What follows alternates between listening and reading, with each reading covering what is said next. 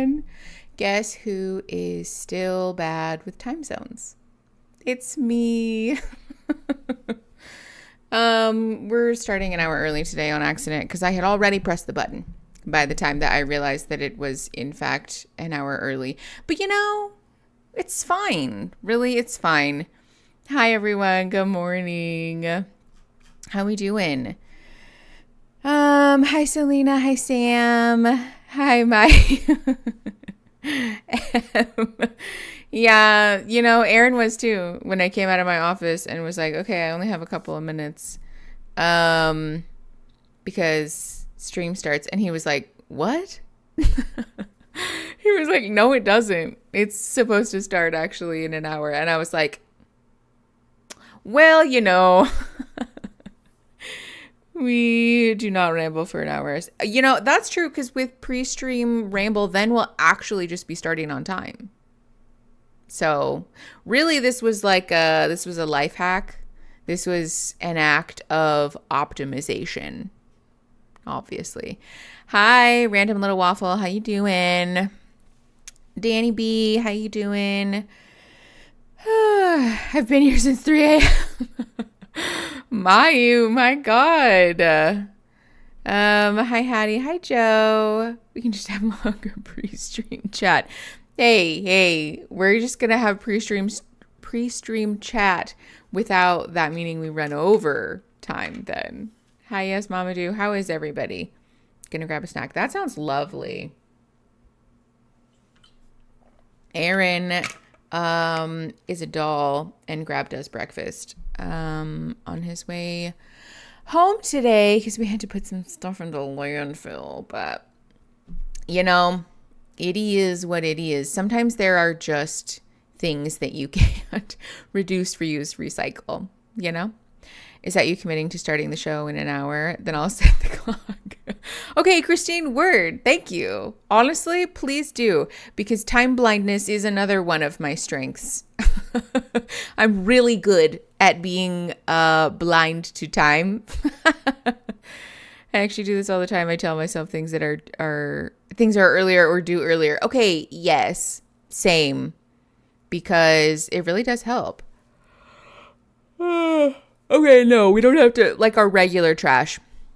We don't have to. They come pick that up. But obviously, if you have like bigger stuff or things that can't go in the trash can, then it has to go in the landfill. Actually, there are some like very nice like services that you can use here, like different companies and stuff that can come pick it up for you. But obviously, it's cheaper if you just take it yourself. So I put all of my shit in the calendar a half hour early. Yes, Samantha, me too. But also because I am chronically anxious about commute time. So I find that it helps ease the anxiety if I know that I probably have extra time because I put it in my calendar early. Then when there's traffic or whatever, I'm not like all keyed up, Strawberry deity hair. Harriet, that's so nice. Thank you. Mickey accidentally started an hour early. Yeah, sure did. No, hi, Thistle. We started an hour early on accident. As if y'all had anything to do with this. It was me. I started us an hour early. So honestly, me too. This means we get done an hour early. I have been kind of actually in indecision about this because since we moved, obviously the time zone is different, which means we're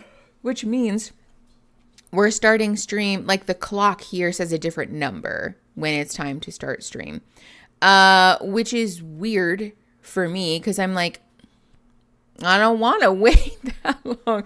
I'm like up and around. I'm doing stuff. I'll be like getting a little project done before stream starts, which is kind of nice in a way. But then also, I don't know, I like the ritual of like, let's get up, get dressed, eat breakfast, get all of the pets situated, and then it's time for work, Yeah.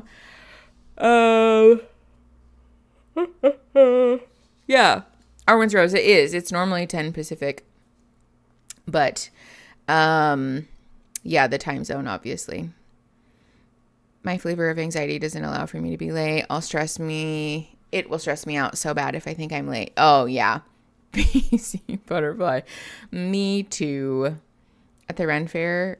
I've actually, I've never been to the Ren Fair, but I have heard people talk about how they have to bring extra money because it like always ends up that way where you're spending more money than what you thought you were going to be or what you wanted to spend. Making your hair stunning. Thank you, Rin. That's very nice. I have a dry cuticle right now that keeps getting caught on my shirt and it's bothering me so much. The markets are honestly the best part of everything. That's what I've heard. I want to go to the Ren Fair so bad. The thing is that in Arizona, the Ren Fair, I think, is later in the year. No, it's earlier. It's earlier in the year than everywhere else because it's so ding dang hot that they try to schedule it for when, people won't die, especially if you're like heavily costumed. That's actually quite unsafe in the Arizona sun. So, oh my God, I can't stop yawning. I need the yawning to go away.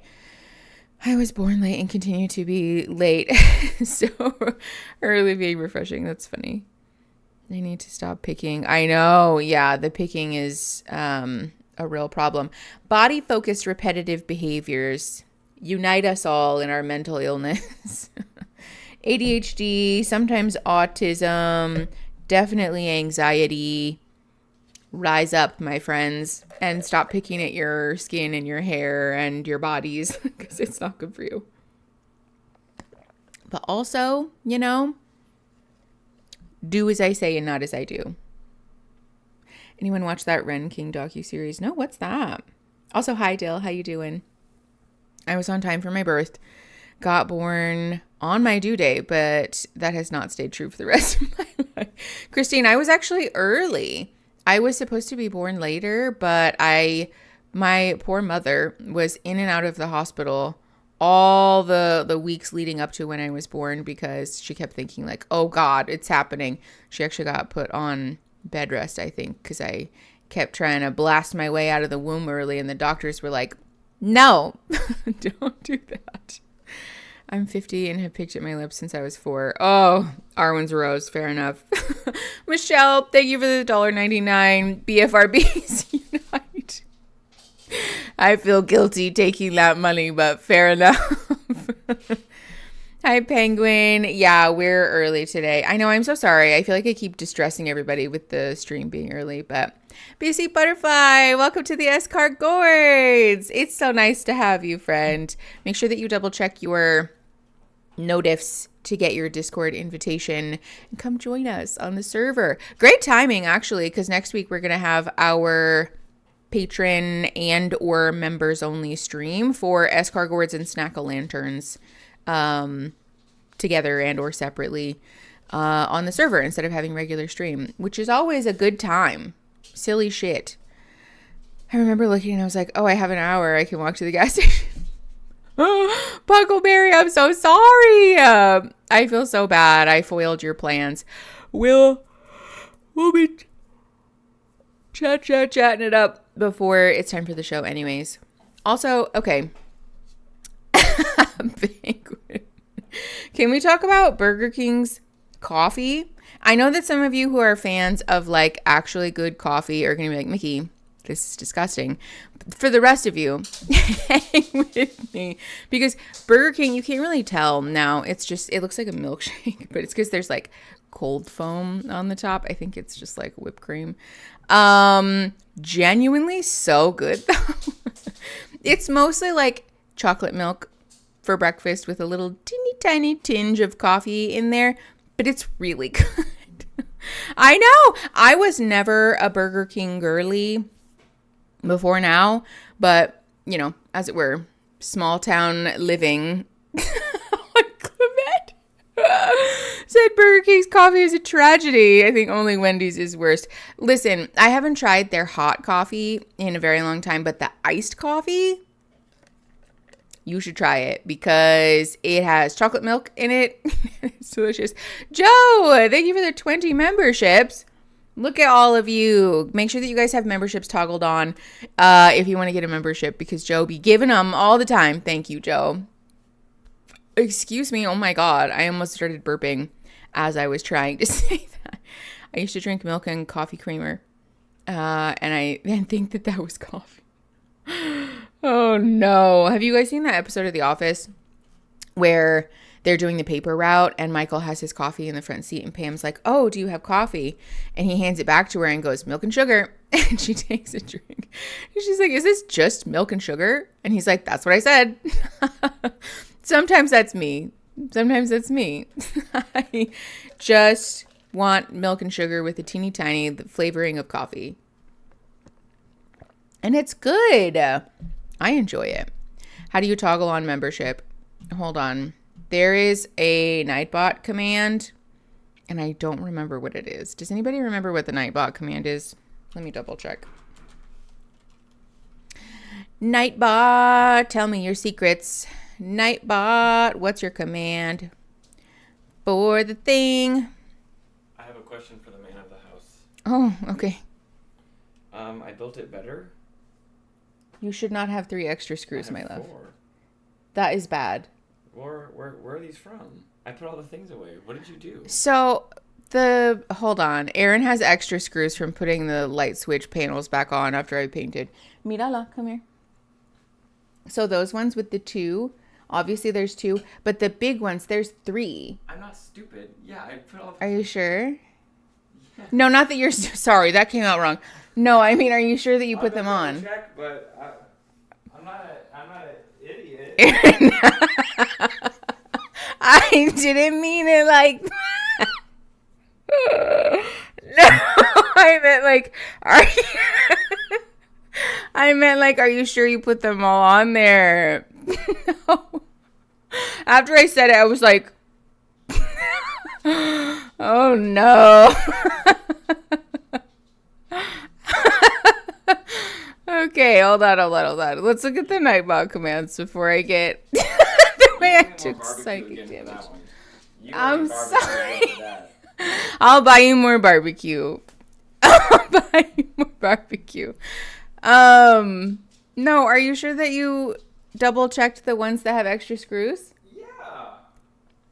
It's fine. We'll Did you hold on, wait. We built it better. Not the Nightbot. The light switch panels that are on the wall over there by the back door. Did you look at those? Because those got taken off also. Just use stream. Okay. Aaron says hi. I would forgive most wrongs for the gift of more barbecue. We got barbecue yesterday and it was really good. So I found them. Aaron said he found them. Told you. I'm an idiot. No, you're not. Stop. Stream's going to think I tell you that. Okay, hold on. Anyway, so membership situations. Where is the command for the memberships? Merch, feedback, donate, Discord. We don't need bingo stuff right now. Overlay, replays. Where the fuck is the command for this? Oh my God. Okay, gifting. Is that what it is? Show title, filters. I don't know, y'all. Now I'm the one. No, I feel so bad. This is how living with neurodivergent people is, where like you don't process the thing that they said, and then you respond to things that they said like 10 minutes ago. Aaron does that to me all the time. One extra of each size is pretty normal. No. Yeah. Extra screws. I think it's through your Google account. Yeah. So there is, click on the memberships thing, like scroll back up to when Joe donated the memberships. Click on that, like the little 3 buttons on the side. And you should be able to have a thing pop up that says like to toggle your membership gifting on and off. Random little waffle. With how many streamers I follow that do bingo now, the community centers are going to be lit in 30 years. Yes, they really... You know what? Go to a community center and play bingo now. Be careful, because some of those folks are cutthroat. But genuinely, playing bingo is so fun. It's actually a really fun time. Highly recommend. I'm the mod that's helpful about live chat. I don't understand. It's probably the thing too where like it's right in front of my face and I just don't see it because I am in the middle of doing something else, you know? Also, god damn, it's hot in here, dude. Ugh. My sweatpants, I fear, were a mistake. But it's fine. I might have just deleted it, honestly. I had purged a bunch of the commands after our last bingo round because we had so freaking many and it was stressing me out because it would like every 2 seconds it was like command, nightbot, and I couldn't read what was happening in the chat and I was getting overstimulated. So I did the thing that everybody does when they're overstimulated, which is to just throw stuff away. I was like all grades and we had really cool, I think it was like all grades and we had really cool prizes. Yeah. Bingo is so fun. Yes, go play bingo right now. Buy some dry ribs and watch some people get all excited. Genuinely. I know, Uncle Matt, sweatpants are working a little too well. Hi, Sophia. Absolutely love your live streams and listening to your thoughts on different topics. Thanks. Happy to have you here. Thanks for coming. Bingo's no joke. I lost an aunt to bingo. My God. Go to an edit eligible channels video, click join. More gift settings. Yes. Thank you. Opt in by turning the allow gifts switch. Yes. Thank you, Joe. There is like a specific link that I've had a while ago, but I don't know where it went. So hi, Raspberry Italia. How you doing? Heat wave in my area of the PNW. Oh no.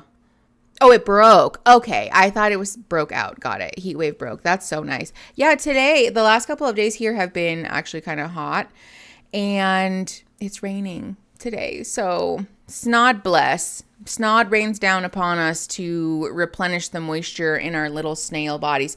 Speaking of which, has anybody else listened to the Disco Snails song? It was trending on TikTok a while ago. And I discovered it recently and it's so fun. I want to play it for you guys right now, but I feel like we'll get yeeted into the YouTube sun. Someone on Discord, hold on here. I'll link it in Discord. Disco Snails. It's so fun. That's a Spotify link. My boobs have been sweating the whole time. Yeah, boobs, stop it. Quit sweating.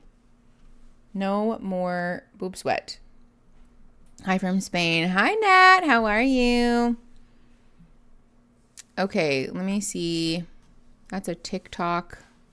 I don't know if this link is the right one, but it's the gist.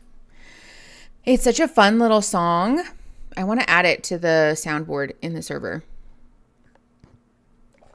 It's such a fun little, like, I listened to it the other morning when I was getting ready.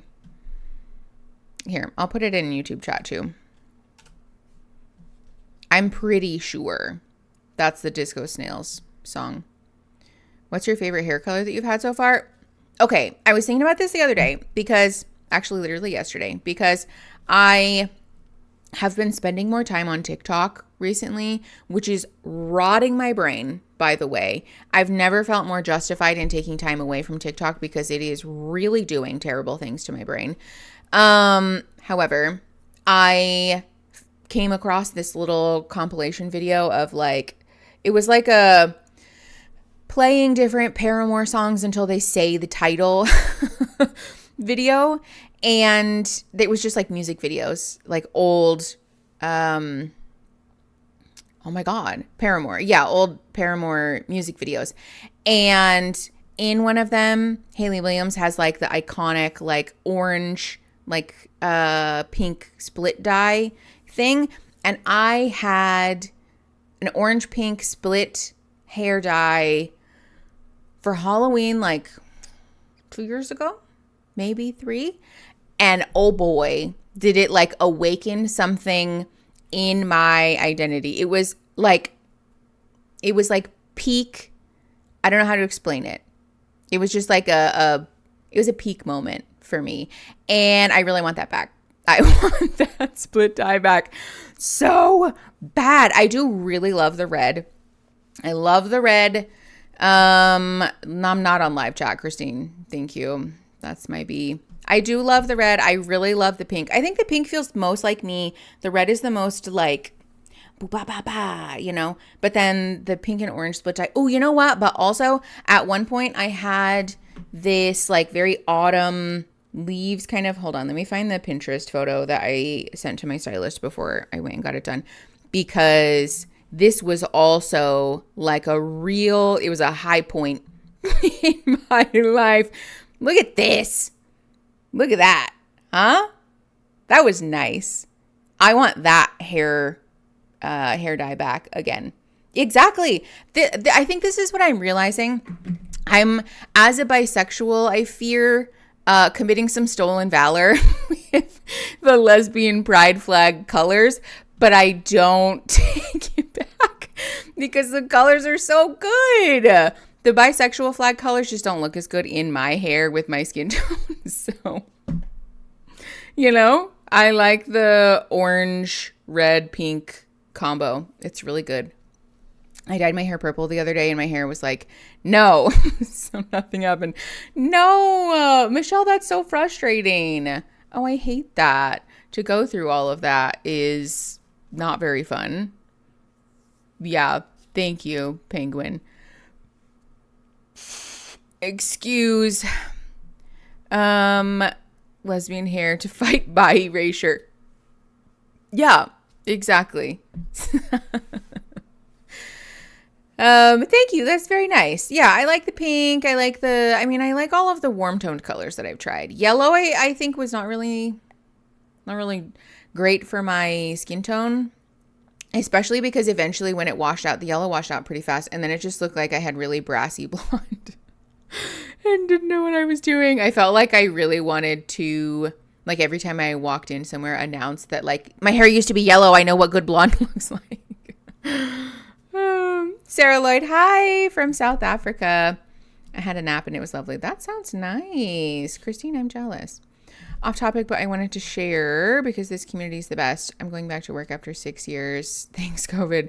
And I asked for accommodations for my disabilities and they've been so nice. Nat, that's so exciting. Yay! Celebrating with you. That's a big deal. It's scary to do that too because you never know how people are going to react, you know, especially in a workplace environment. Sometimes people do the thing that they're supposed to do, which is provide you the accommodations you need. But sometimes people are shitty and can be really rude about it. So I'm glad that they were kind and supportive. I love purple as a hair color for me, but it doesn't last as long as some other colors. Yeah. That's super valid. Also, this is unrelated to what you just said, Christine. I'm so sorry. But I bought a new office chair, and I think this one might be the chair. Fingers crossed. Anyways, it's like one of those ADHD bisexual weirdo chairs with like there's like a little footstool that like swivels so you can like sit cross-legged. You can sit with like one leg behind you. You can have like your knees sort of bent and configured in different ways so you're like more comfortable, which I've also recently learned is a thing that a lot of people with connective tissue disorders do because your joints can't hold up the weight of your body. So you like lean on stuff. I didn't realize that. I hope they keep energy throughout your career. That really goes. Yes. Let's hope they keep that energy. Keep it coming. Runestone, hi from New Mexico. I love watching with y'all, and I just joined Patreon, but I've yet to figure out Discord. No worries, Runestone. Discord can be a little bit confusing at first, but once you get the hang of it, it's very fun. When we first started the server, I was a Discord noob and did not understand any of it. But now, honestly, it's one of my primary used social media platforms. Okay, body braid, yes. Okay, Samantha, I have seen people talk about this, but aren't they kind of expensive? I'm a little afraid of how expensive they are. It sounds really nice. Yeah. As a psychology student in Poland, listening about laws surrounding mental health in the USA is so interesting. Yeah. The US is not really batting 1,000 in any categories, but like, whoa, okay. I mean, I have heard that. It seems like the body braid is a fan favorite for a reason. So I'm intrigued. I'm also afraid. I think this is the imposter syndrome thing where I'm like, what if I get it and it doesn't do anything? And then I'm like, oh, I'm just a big baby. Being disabled is so unfortunately expensive. Yes. Yeah. That's super funny. The first time I got my hair bleached, I just said nope to the hair dye after it just stayed white. Christine, your hair lifted white? Oh, I'm so jealous. Mine lifts orange real bad because my hair is really dark. And also at this point, I have lightened my hair so many times that there's just like, there's a lot going on. There's a lot going on in there. Yeah. Yeah. Runestone, agreed. Thanks, everyone. I was really scared about asking for accommodations and being open about my chronic illnesses and disabilities in general, but it went really well. I'm so glad. I've never been able to get my hair to bleach white. Mine does orange. Yeah, Michelle, same. Which is a real shame because I would like for... Okay, can you guys see some of these gray hairs? Look, okay, wait. This is a good one. See this one? These gray hairs? I have like a streak of them under here. I don't know if you can see them, kind of. I have a bunch of them under here. And when my hair's not dyed, there's like a good portion of them, which you guys don't know my mother. I'm hoping we can get my parents on the pod eventually. But her hair had like literally for almost my whole life has been this delightful salt and pepper thing where like on both sides of her head, she has like these big streaks of gray hair where like some of it is her natural hair color, which is really dark. And then some of it is this like white gray hair that's like shiny. It's so cunty. Honestly, it's really cool looking. And I want a big streak of white gray hair like now. You know, you guys know if you're familiar with Claire Saffitz, I want that. It's so cool looking. I still can't tell if my hair is black or super dark brown. I'm convinced it changes on me. Michelle, that's valid. I mean, hair is sort of like, I guess like flexible in that way too, where like depending on the light that you're in, you know? Claire's hair is so iconic. Agreed. Yes. I've been fascinated with the idea of that since I was a child. Do you guys remember that show, What Not to Wear? Terrible show, but Stacy What's Her Bucket also had that, like the little streak. Yes, I know. We were all traumatized by the show. It was awful. I think they're trying to like do a reboot of that, aren't they? I think they realized like the optics around the show were really bad, so they're trying to do a reboot to be like, we could be progressive. No, they cannot. But regardless, the hair, like the little white streak that Stacey London had. Stacey London, that's her name. So good. So good. And I'm jealous. You have her autograph. Really? Okay, please say more about that. It's true. I'm working on my Claire Saffitz. It's just starting further back on my head. Oh, Inclement. Fun. Oh, hi, Allie. That's a genetic condition, if I remember correctly. That sounds right. Yeah. And I'm jealous because I want that genetic condition. I have so many other genetic conditions. Why can't I have a cool one? I want a genetic condition that looks cunty, not one that makes my joints suck. She moved away. Hope she's doing well. Interesting. I got it as a kid from a girl on the bus. Oh, okay. Wait, that's so cool. I want the streak too. I'm angry at a few gray hairs for not growing all in one place, or at least symmetrically. Yeah, me too. Me too. It's right in the middle of my crown. I call it my skunk stripe. Yes, I love that, Inclement. That's so cool. Yes. Fun fact about me, actually, one of the first Halloween costumes that I remember was a skunk. My mom made it for me because I just really wanted to be a skunk for Halloween. It was a cool costume, though, honestly. I guess my fascination with that never went away. Happy Labor Day. Shout out to labor unions for working rights that we have so far achieved. Word, Ratty. Thank you. Happy Labor Day to you all. This is a very American question. Other countries, do you observe? You don't observe Labor Day. surely, right? Or do you? I don't know. Only insane comorbidities. Oh, you do? Okay. Yes. Yeah, well, we were talking about skunk streaks in our hair, and then I was talking about being a skunk for Halloween. But we could talk about Halloween. I love Halloween. Hell yeah, unions. Word. Solidarity forever. Yes. It's a different day in other countries, isn't it? Okay, that's fair, Missy. That makes sense in Canada. Yeah. Labor Day is May 1st, thanks to the communists and socialists.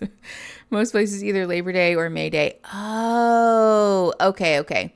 I can never tell which American holidays we've made up and which ones are political propaganda, honestly, and which ones are sort of like universally. Obviously, things like President's Day, right? I know other people don't celebrate that, but some of them are like a gray area, I feel. What's your costume this year? Do you dress up? Okay, normally no, because I don't really do stuff on Halloween. I feel like at my age and with my body, getting drunk, getting like smashed on Halloween is no longer fun for me, right? We've sort of hit the phase in my development and illness that my body is like, no, bitch, you're not doing that anymore.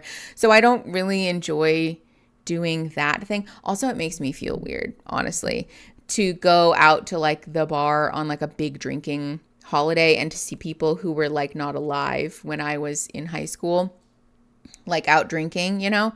It makes me feel weird.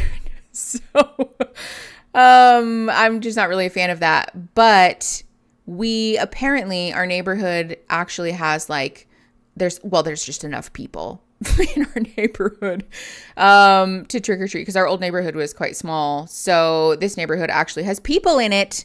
So I think we're probably going to get some trick or treaters. So I might like dress up and sit on the porch with one of the pups. And hopefully, fingers crossed, get some trick or treaters. So I would like to wear a costume. I would like to wear a costume that coordinates with one of the dogs. I think Savannah would scream the whole time, and quite honestly, she would probably scare the children. But Olivia, I think, would be pretty chill.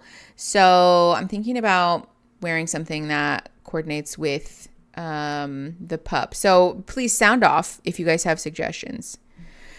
You can still dress up and not drink. That's true. It's just the thing where it's like not fun to be like out at a bar where everybody is smashed and you're like, I want to go home.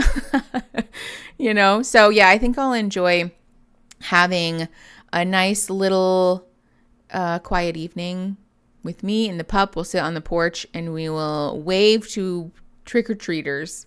Obviously, we're going to get candy and stuff, but what if someone is Alice in Wonderland and someone is the Cheshire Cat? That's cute.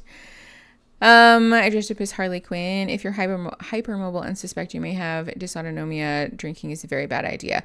Yeah, for like a very long time, I've had a terrible reaction to alcohol, so I just kind of don't really, unless it's like the thing where you're like, I want to have a margarita with my Mexican food, you know. I don't really enjoy getting smashed at this point. Dress up as a ball. That's really funny.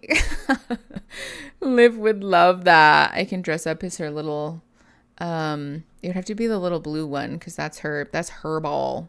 She loves that thing. You could be Sully and Aaron could be Mike Wazowski. Okay, this is not even shit. I feel like I would be a better Mike Wazowski than Aaron. I would also love to be Mike Wazowski. I want to be Mike Wazowski. Aaron can be Sully. And then we can make Olivia, we can dress her up as Boo. That'd be so cute. That would be adorable. Hi, Pup. Do you want to be Boo for Halloween? Yeah, I'll put you in a little pink dress. Get you some little fringe. You know, a little fringe and a bob. Be cute. Two Mike Wazowskis. Two Mike Wazowskis would be so funny. Oh my God. That'd be so funny. Just a family of Mike Wazowskis. Oh, Boo dressed up as a monster would be so cute. Wait, that'd be so adorable. Oh, dye your hair neck green. Dye your hair neon green. Oh my God. I feel like, honestly, Mike Wazowski, like, if I really wanted to fully commit to the bit, bald cap, paint it green, big giant eyeball, you know? And I can just buy like a big, like a lantern or something, like those big paper lanterns, and just kind of, you know? Yeah. No, I want the eyeball to be, I want to wear like a big head cutout that has an eyeball on it. Hi, bald. Oh, that's so funny. Did you see the photo in Discord of me and my horse both dressed up as Pikachu? No, I didn't. That's so cute. I want to see. Yeah, I recognize that the eye should probably go on the belly, but I feel like it's funnier. I would enjoy it more if the eyeball was right there. Or just a big paper mache huge ball. That's true. Yeah, I could just buy like a cheap exercise ball and then paper mache the outside and pop the thing so that I have like a big... This could be us, but you paying. Listen, don't tempt me. I will dress up as Mike Wazowski. I need such little convincing to do goofy shit. Aaron will be so annoyed at me. But it would be so fun. Exactly. Don't threaten me with a good time. Craft patron streams next month. This just in. You know? I mean, could be good. Could be fun. Exercise balls aren't going to pop that nicely, but it's a good idea. I mean, Puckleberry. Give me a set of sharp scissors or a pocket knife. I'll fix it. All black outfit, green bald head, big eyeball. Yes. That would be so funny. Or alternatively, to have like a full body, like the Green Man suits, except black, so that my head doesn't, so that it looks like I am, like my body would just have the it'd have the big green thing. And then I can wear like green tights, and then my arms can be green, so that just my head sort of like disappears from the costume. We can just like and then I can just have my little face peeking out, so I look like my little face is right above Mike Wazowski. yeah, exactly. Much more comfortable. Yeah. Yeah, the morph suits, thank you. Yeah, that's what they're called. Do a stream with the costume. I don't know if I would fit, you guys. Put the Pixar logo in front of it. Because that's the running joke. Oh, that's so funny. Yeah. Oh my God, that'd be so funny. Anyone else really good with sharp specialized tools, but then we'll get cut opening a door. It's me, Michelle. Injure myself all the time, but not with the things that you would think make sense to injure yourself. I literally rolled my ankle just walking down the street like a goddamn idiot. No, Discord, why? Why does the chat? Y'all are crazy. Put the little lamp video for the waiting before the stream. Stop. That is a surefire way to get copyrighted, but that would be hilarious. The way I cut my knuckles open literally on the corner of walls all the time. Oh, all the time. All the time. I cut my fingers open and I like bang my elbows and shins and knees on things all the time. It's the ADHD. It's the neurodivergent plight, really. We can't perceive our bodies. Okay, actually, it would be a wholly inappropriate costume to wear if I was sitting on the porch giving out candy to children. But sexy Mike Wazowski would be so funny. Fishnets. A green bald cap and fishnets with some little pumps would be so funny. Hold on. Natalie, for 29 months, I need to make y'all new icons. I successfully showered, only a little shaving. Oops. Natalie, thanks for being a McNunk for 29 months, and congrats on the showering. That's a big deal. Okay, Allie, yes, exactly. Like Patrick Starr in Fishnets, but Mike Wazowski, you know? I have said for a long time that I wanted to be Sexy Mothman also because I feel that it would be funny. But again, inappropriate costume to wear if I'm on the porch handing out candy to children. That's true. Regular Mothman is Sexy Mothman. Penguin Jinx. Reminds me of Patrick Starr. I have a bad habit of trying to move hot cookie sheets straight out of the oven. Oh, I spent you and Aaron both. That is Aaron's signature move. He forgets that stuff is hot from the oven all the time and then burns his little fingies. Poor guy. Speaking of which, Aaron absolutely bashed his knee open. That's an exaggeration, but he caught it pretty good on our bed frame the other day.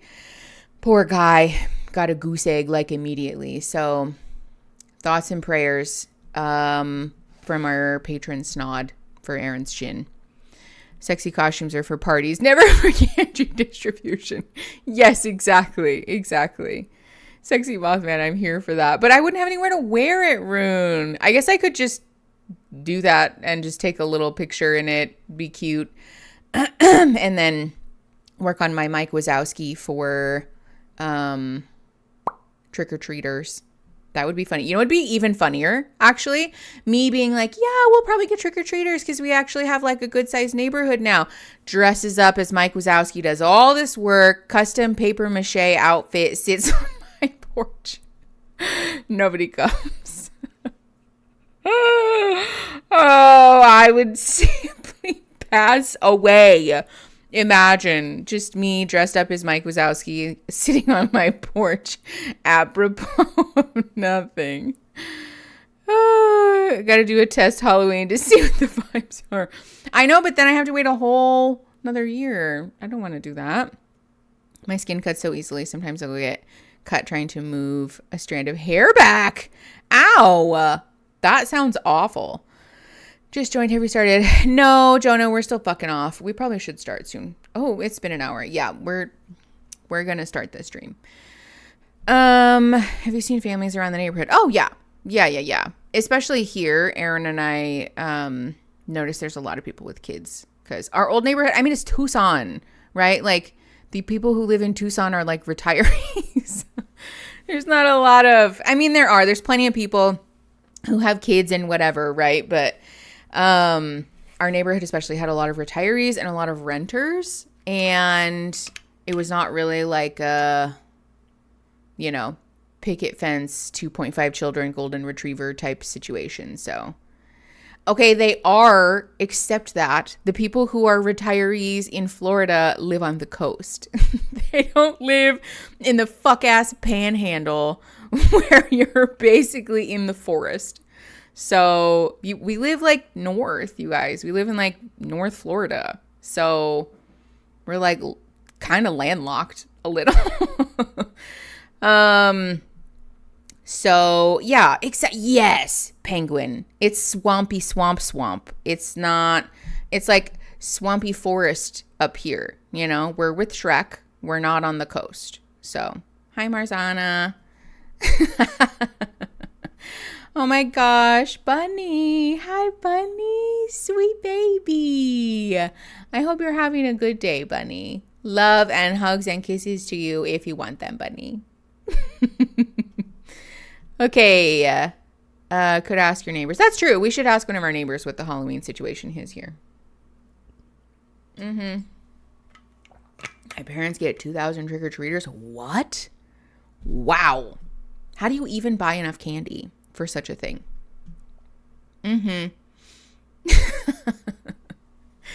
Yeah, exactly. Florida is where all of our elderly migrate to. And yes, but it's different. At least here is different. Okay, We spend hundreds. My neighbors too. Oh my God. Okay. Well, fingers crossed that's not our situation. We just want a moderate amount of trick-or-treaters. Our driveway is so long that we get none. Oh no. That's sad. I hide in the house with my lights off because I'm an awful child-free witch. Okay. That's really funny. I'm just a sucker for holidays. I love some good revelry, you know? I want to be silly, goofy, and have a nice little festive time. I love the festivities. She'd make a cute as fuck Fiona. Oh, Fiona from Shrek, Fiona. Wait, Shrek would be really fun too. Olivia could be Donkey. We can just get some like puppy safe, you know, like the hair chalk type of thing, but for dogs, something like that you can like wash out super easy. And she can just be Donkey. That'd be really cute. And I could be Shrek. And I can tell kids, get off my swamp. Just kidding. Come get some candy. That would make someone cry for sure. Just kidding. Not actually, but for the record, I'm watching spooky movies while I'm hiding with the lights off. Yes, carving pumpkins is so fun.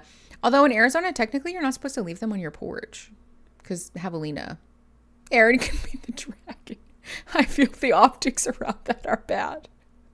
I fear the optics around Aaron being Donkey's wife are not good. The dog is gonna be Donkey. Mickey's purple hair would make such a good dragon, though. That's true. Yeah, that's true. Mike Wazowski, I'm sensing a snot green theme. True. Maybe, what are some pink Halloween costumes? I was like, we're gonna start. We didn't start. What are some good pink Halloween costumes? No, not Pinkie Pie. I could be Patrick Star. Do kids still watch fucking SpongeBob? Surely they do. I could be Patrick Star. That would be really funny. Yeah. Okay, they do. They definitely do. Okay. Patrick Star could be cute. And then, let's see. I guess Olivia could be SpongeBob. We could make Olivia Doodlebob. And Aaron could be SpongeBob. Embarrassment from Inside Out too. Okay, cute. Who's Princess Bubblegum? Is that from a show that I'm not familiar? Oh, Kirby. Kirby would be so fun. Is this no, absolutely not. This could be you. No. Oh, Adventure Time. Okay, got it. Princess Bubblegum. I'd have to look into like what Princess Bubblegum actually looks like. Sesame Street. Is there somebody on Sesame Street who's pink? Let's see. Pink Pony. That could be really funny. We could be the Pink Pony Club. Although, I don't know, in Florida, I feel that's a risk. That we might find out a whole lot about our neighbors. Olivia has to be Gary. Oh, duh. Yeah, Gary would be so cute. Oh, Olivia could be Gary. That's adorable. Kirby would be really funny, though. I guess I just want to be big round things, you know? Oh, Aviva, that's so cute with the little pigtails. The little Sesame Street. Jigglypuff also, yes. Pinkie Pie. Who's Pinkie Pie? Emptying the pumpkin is horrific. Yeah, that's fair. Is it weird? I kind of enjoy it, though. It's kind of fun.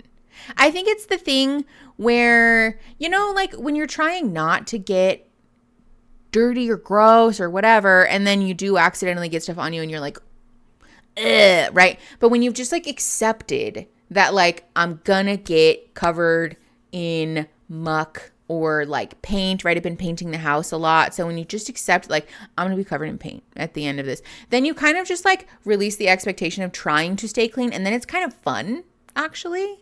It's sort of, I don't know, I feel like it's similar. But also, to be fair, as a child, I loved making mud pies. I would literally be rolling around in the dirt outside, and my dad would have to come rescue me because my mom was having a conniption. Gary the snail would be cute. Yeah. Pinkie Pie is My Little Pony. Oh, absolutely not. Absolutely not. Pinkie Pie is plenty cute. Again, I feel the optics around dressing as a My Little Pony as an adult to hand out candy to children could get a little weird pretty fast. Pinkie Pie is the most annoying pony. Miss Piggy would be so much fun. Yes, we can just lean into what everybody says about me. Miss Piggy would be really fun. I don't know what this says about me. I kind of just want to be Mike Wazowski, though, because I get to wear a bald cap. Is that weird? You know what? You know who we could be? You know, we could be Mr. Worldwide. What better reason to wear a bald cap? Everyone, whole family, Mr. Worldwide. We're all Pitbull. Hold on. Punky. Now we're talking. He heard me from the other room and said, now we're talking. Mr. Worldwide. Have you guys seen the trend where people show up to costumes or to concerts wearing Pitbull costumes? It's so funny. Everybody, just a sea of bald caps in the audience. It sounds fun. I don't know, wearing a bald cap seems kind of fun. Yeah.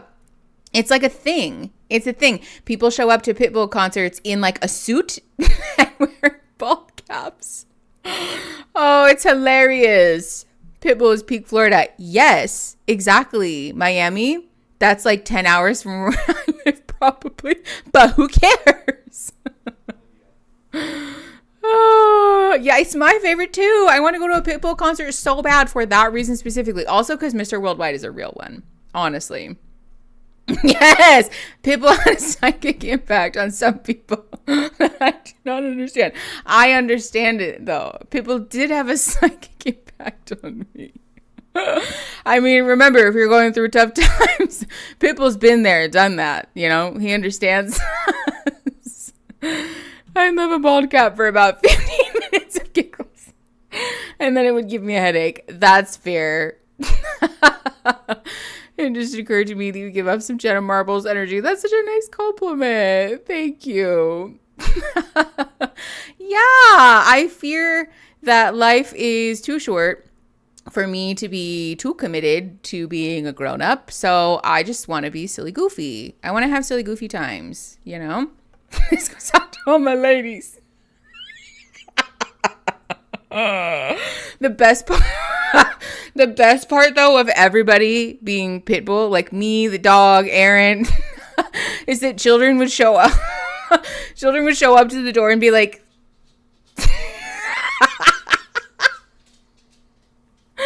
and in conservative Florida, I fear that people would not understand. I don't know. Would the parents get it though? I feel like a lot of the parents would be like, wow, she's a businessman. Anyways, get your costume or get your candy. We gotta go. Exactly. No, yeah, what costume? What do you mean? This isn't a costume. Oh, you're Pitbull and Aaron is sexy.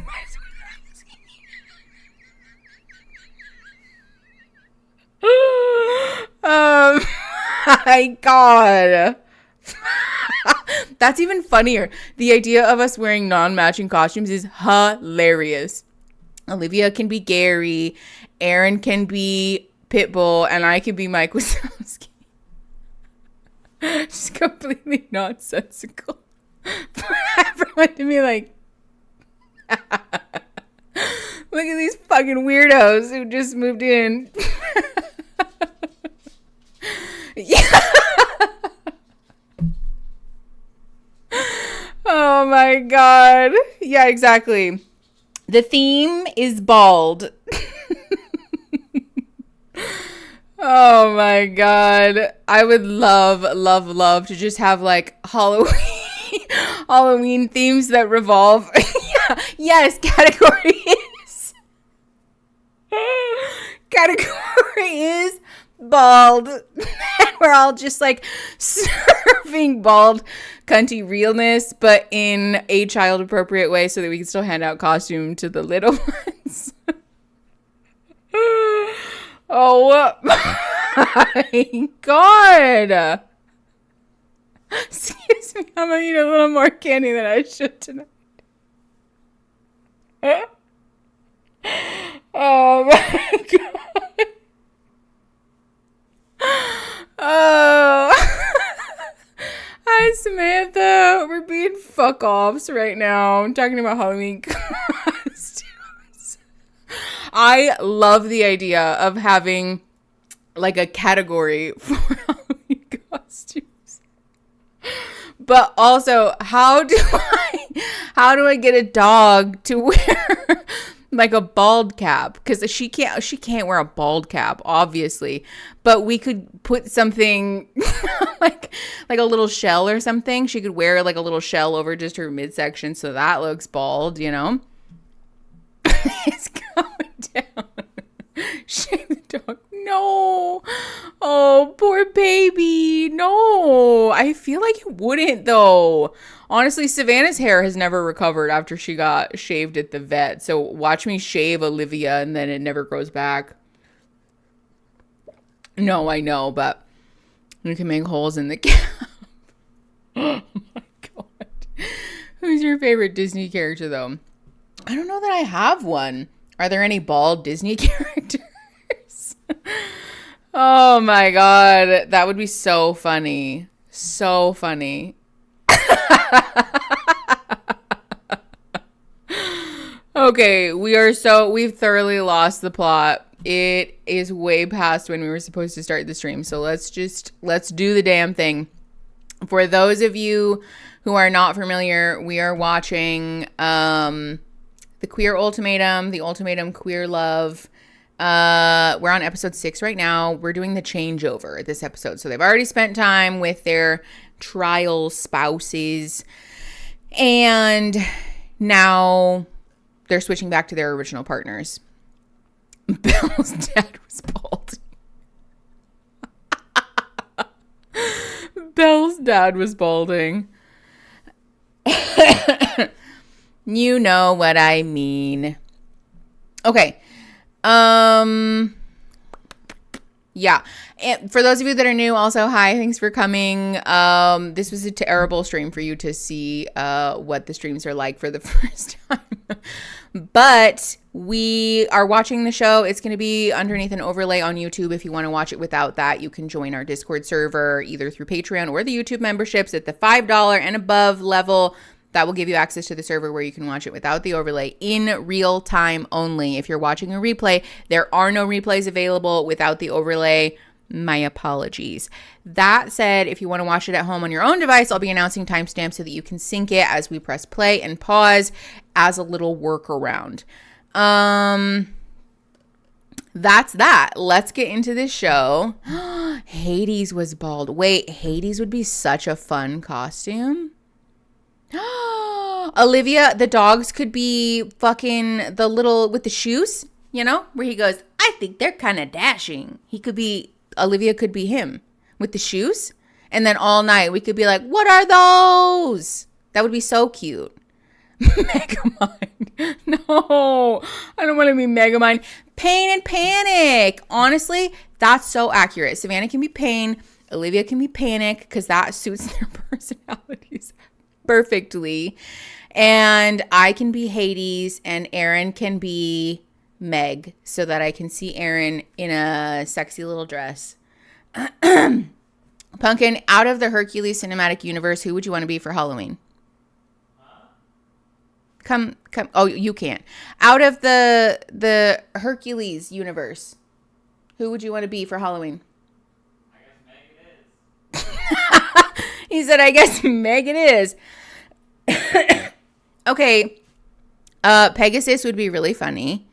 Yeah, Aaron as Meg would slap, honestly. Who's Danny DeVito? Oh, Aaron said he wants to be Danny DeVito, the little guy. Who's the little guy with the, you know, who trains Hercules? What's his name? No. Phil. Yeah, with the little legs, the little satyr legs. That'd be so funny. Oh, love that. I could be Hades. Aaron could be Phil. And then we have a little goatee. And then the girls can be Painted Panic. That's so cute. We'd have to think of ancillary costumes for the cats so that they basically just don't have to wear anything because they hate hate costumes, but we could sort that out. They could be the Fates. That could be cute.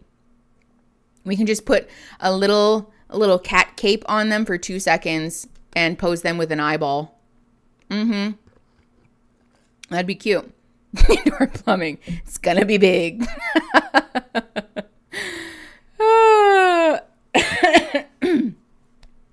Aaron with little horns. It'd be so funny. That'd be hilarious. Yeah, kitty muses. Honestly, that feels very apropos. At some point, Aaron would have to say, and I just started blasting.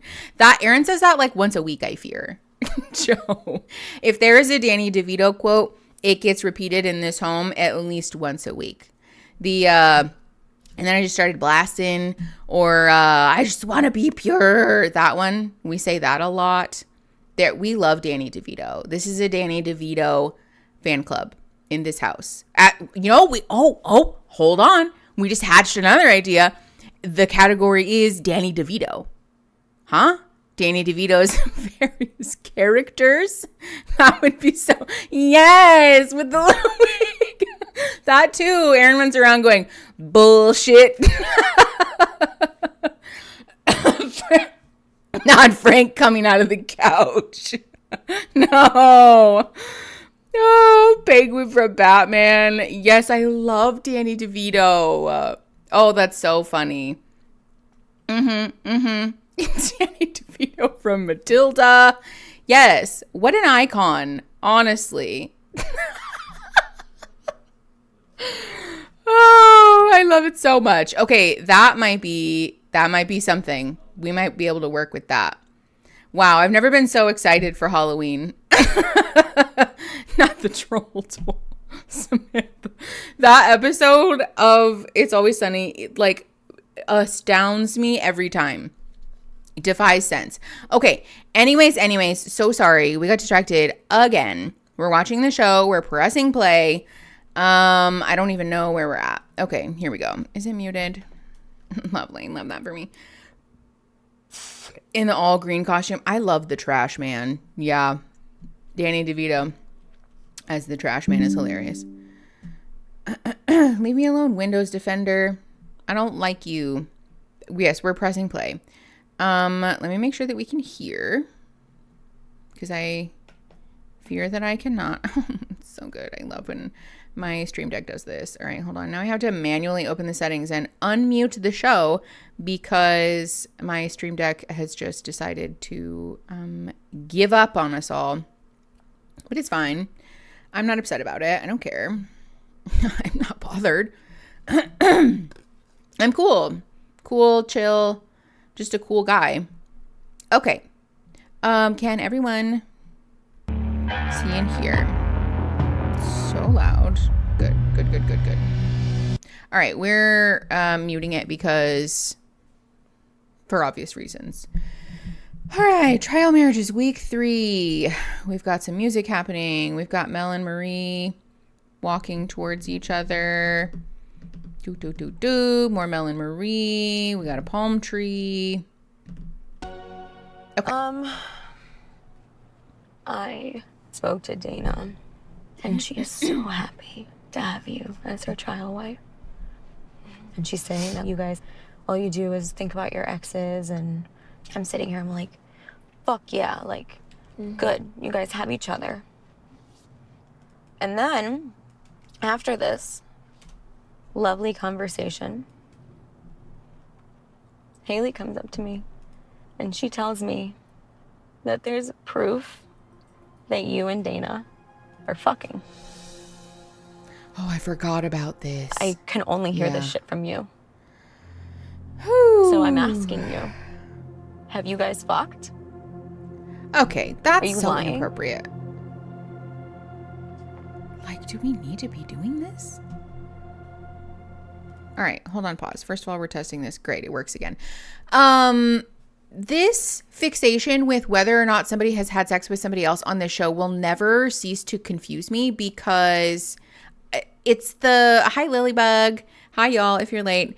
It's the indictment of this as like a heinous act that confuses me. And let's be clear, everybody who comes on the show has the right to set their own norms and boundaries regarding physical and sexual intimacy during the change up or whatever, right?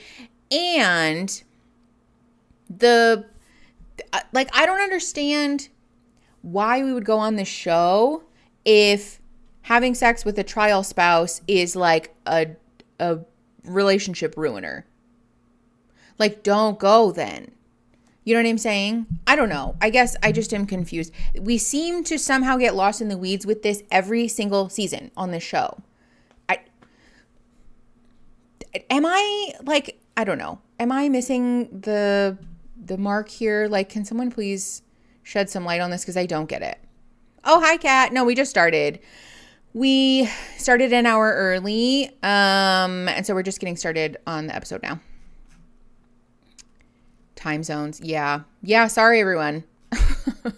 Hi, Scout. How you doing? We've just been fucking off. We've been laughing about my newfound desire to wear a bald cap for Halloween. So that's mostly it. Okay. I'm still confused by this. And also the, you're like, I caught you cheating type of energy, I guess, is what confuses me. That's fair. Raspberry, if boundaries weren't established, that's on you. That's, I think, a valid point. Also, hi, Raspberry. Sorry. Hi to you too, Raspberry. But hi, Kat. How you doing? Okay. 1 minute, 35 seconds. Press and play in 3, 2, 1. Are you really saying no? That didn't happen? I'm saying no. So where is that coming from? Because I am so fucking triggered. So don't have this conversation. I don't talk to Haley. I don't know anything I don't know. And how would she know anything about any proof of what's going on in my apartment? I don't know. She has always been very transparent. So have I. So have you. Is this gonna soil everything? Because I don't know if I believe any of this. I don't know what I believe. I'm so... I feel really bad for her because this sucks.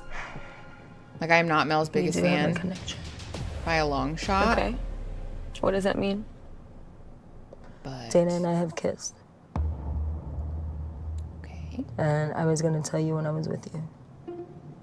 And that's the extent of it.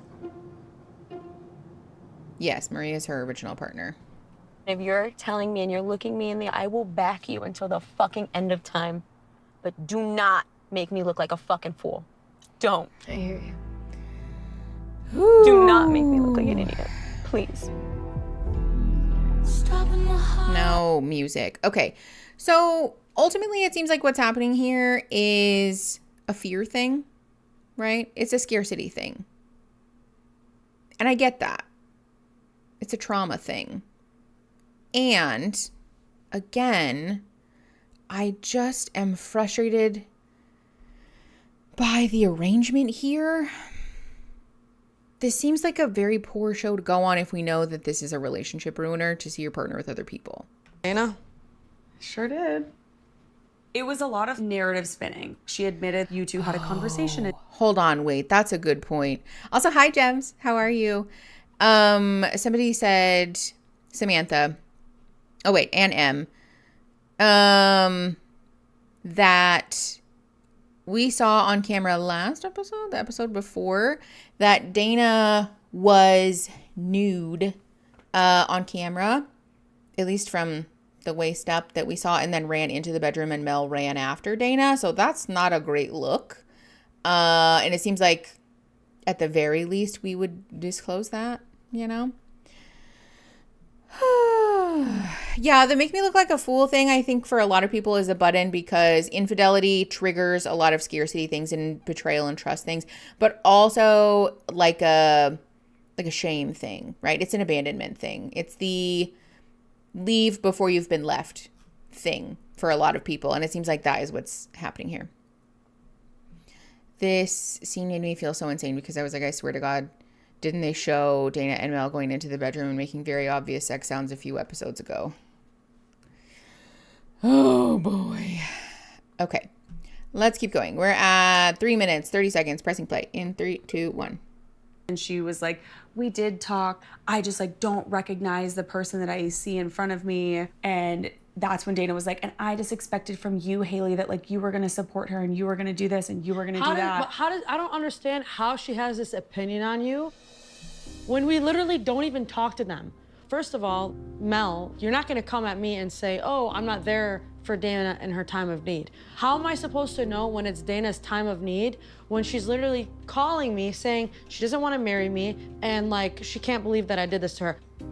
She's literally pushing me away from her. I think that what I'm hearing from you and what I heard from Dana the whole night is that it almost sounds like they came in ready to protect each other because they know that they've done wrong. Yeah. Because in hearing what Dana was saying to Marie, she basically was like, I've been crying every single night. We've been holding each other and we've been holding like, each blah, blah, other blah. or humping each other. I don't know what the... But honestly, I'm not gonna sit here and listen to somebody tell me the way that I'm seeing it is not really what's happening. You're not gonna tell me that. Nobody's gonna tell me that. It's always the person that is mistreating the other one that speaks the loudest. Yeah, absolutely. I can work on our differences, but you are gonna take accountability for your actions or I'm not talking to you. She was like, I'm just so upset because I'm seeing the person in front of me regress. I'm not doing that. But I was like, you're not gonna say to my wife.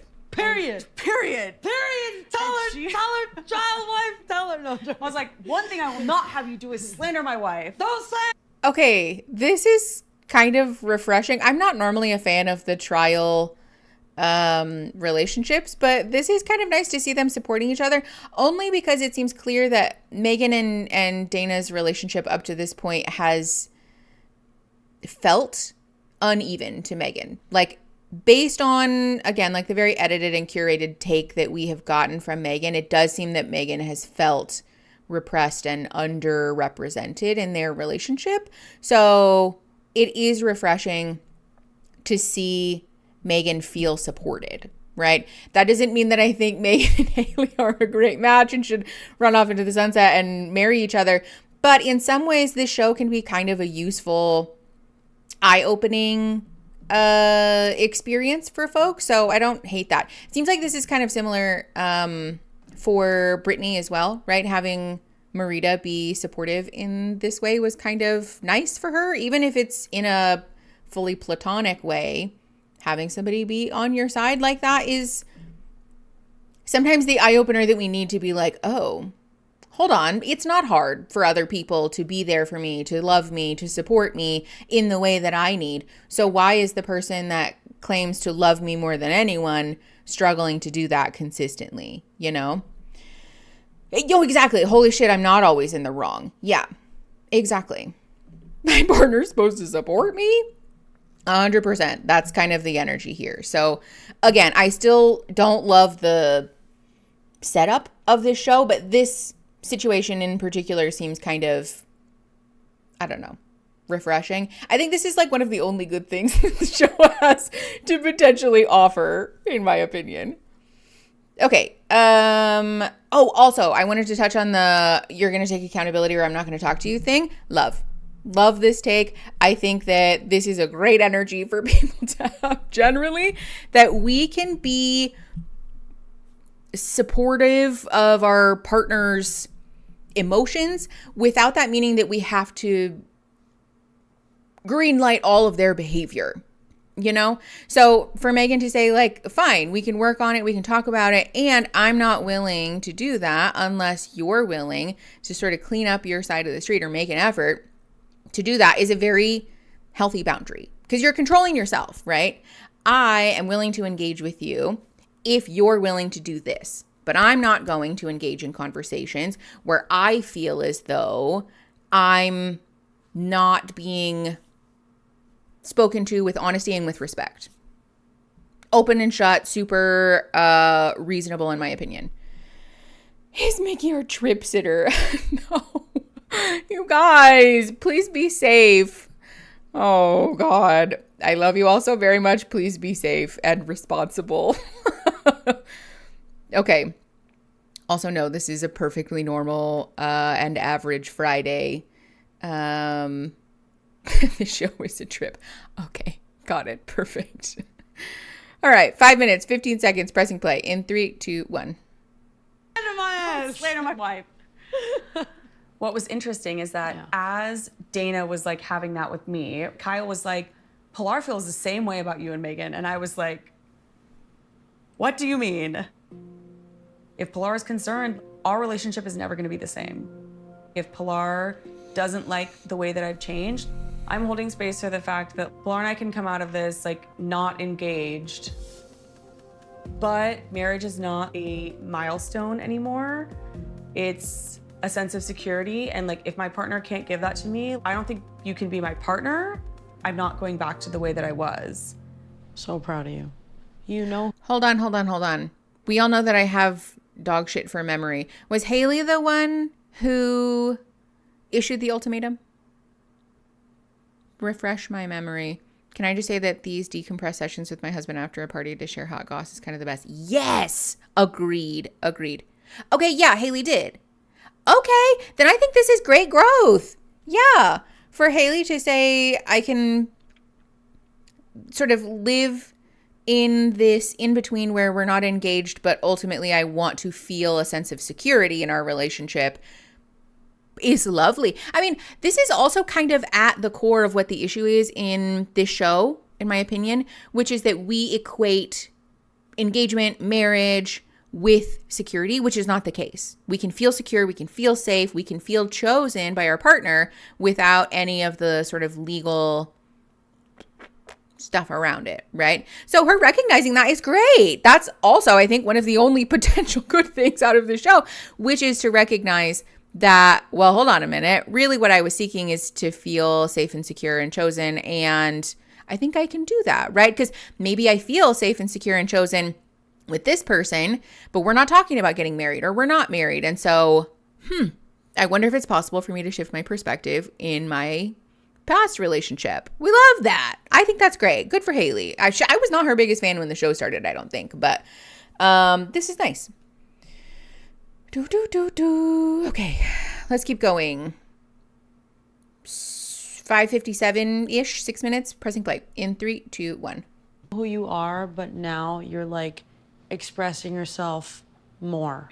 Yeah. You know, you're kind of like showing yourself to the world more. And why not? You have so many things to offer to the world. You know, the world could use more of you. That's for damn sure. She's a poet. I don't even know it. That's cute. Okay. He's Megan drunk. She looks very drunk. They both seem very drunk. And this is still a cute little moment of growth.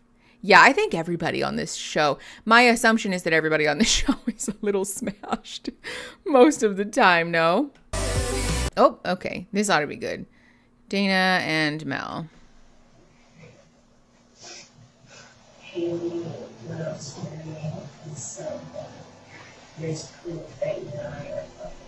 Hold on, pause. You cannot hear that at all without the subtitles, but Mel said to Dana, Haley went up to Marie. Haley went up to Marie and said, there's proof that you and I are fucking. It's like the super intense soulful bonding you do with your friends when you're wasted. Yes. Yeah. This is the drunk in the bar bathroom thing, right? Where you have a life-changing, soul-shattering conversation with a stranger and then you never talk to them ever again. This is that energy. Okay, I would be a little smashed all the time and have like one drink in my normal life. Okay. So yeah, basically Mel is filling Dana in on this situation. And then I think Dana is saying, who the fuck does this bitch Haley think she is? Okay, 6:54, pressing play in 3, 2, 1. Who the fuck does this bitch Haley think she is? I swear to God, give me her phone number right now. Let's go to her room. Let's hear it. Where's the receipt, babe? Say it to my face too next time. You had multiple opportunities to talk to me. Slimy bitch. Were they spying on us? They hacked the cameras? What do they think that they found? Melody. Okay. Whoa, let's just never leave this apartment ever again. Okay. Yeah, the stark contrast in tone between this scene and the last. But also the immediate insinuation of violence is noteworthy here, in my opinion. It's common for people who know that they're in the wrong to take this tack, especially people who are very emotionally reactive, people who are very explosive, to resort to this response immediately, because instead of being willing to look inward, we get upset about, like a sort of perceived judgment about our character, and that pushing a button about like a feeling of being not worthy or a feeling of being not choosable, right? And we turn that, instead of like sitting with that feeling and reflecting about the truth that makes us sad, or that makes us fearful, that makes us feel inadequate, it gets turned into anger, right? This is like a very avoidant attachment thing. It's a very hyper independent, traumatized child thing, where instead of saying that makes me feel really bad, or I feel sad, or, why does everyone think that I'm bad or shitty, immediately we're ready to fight.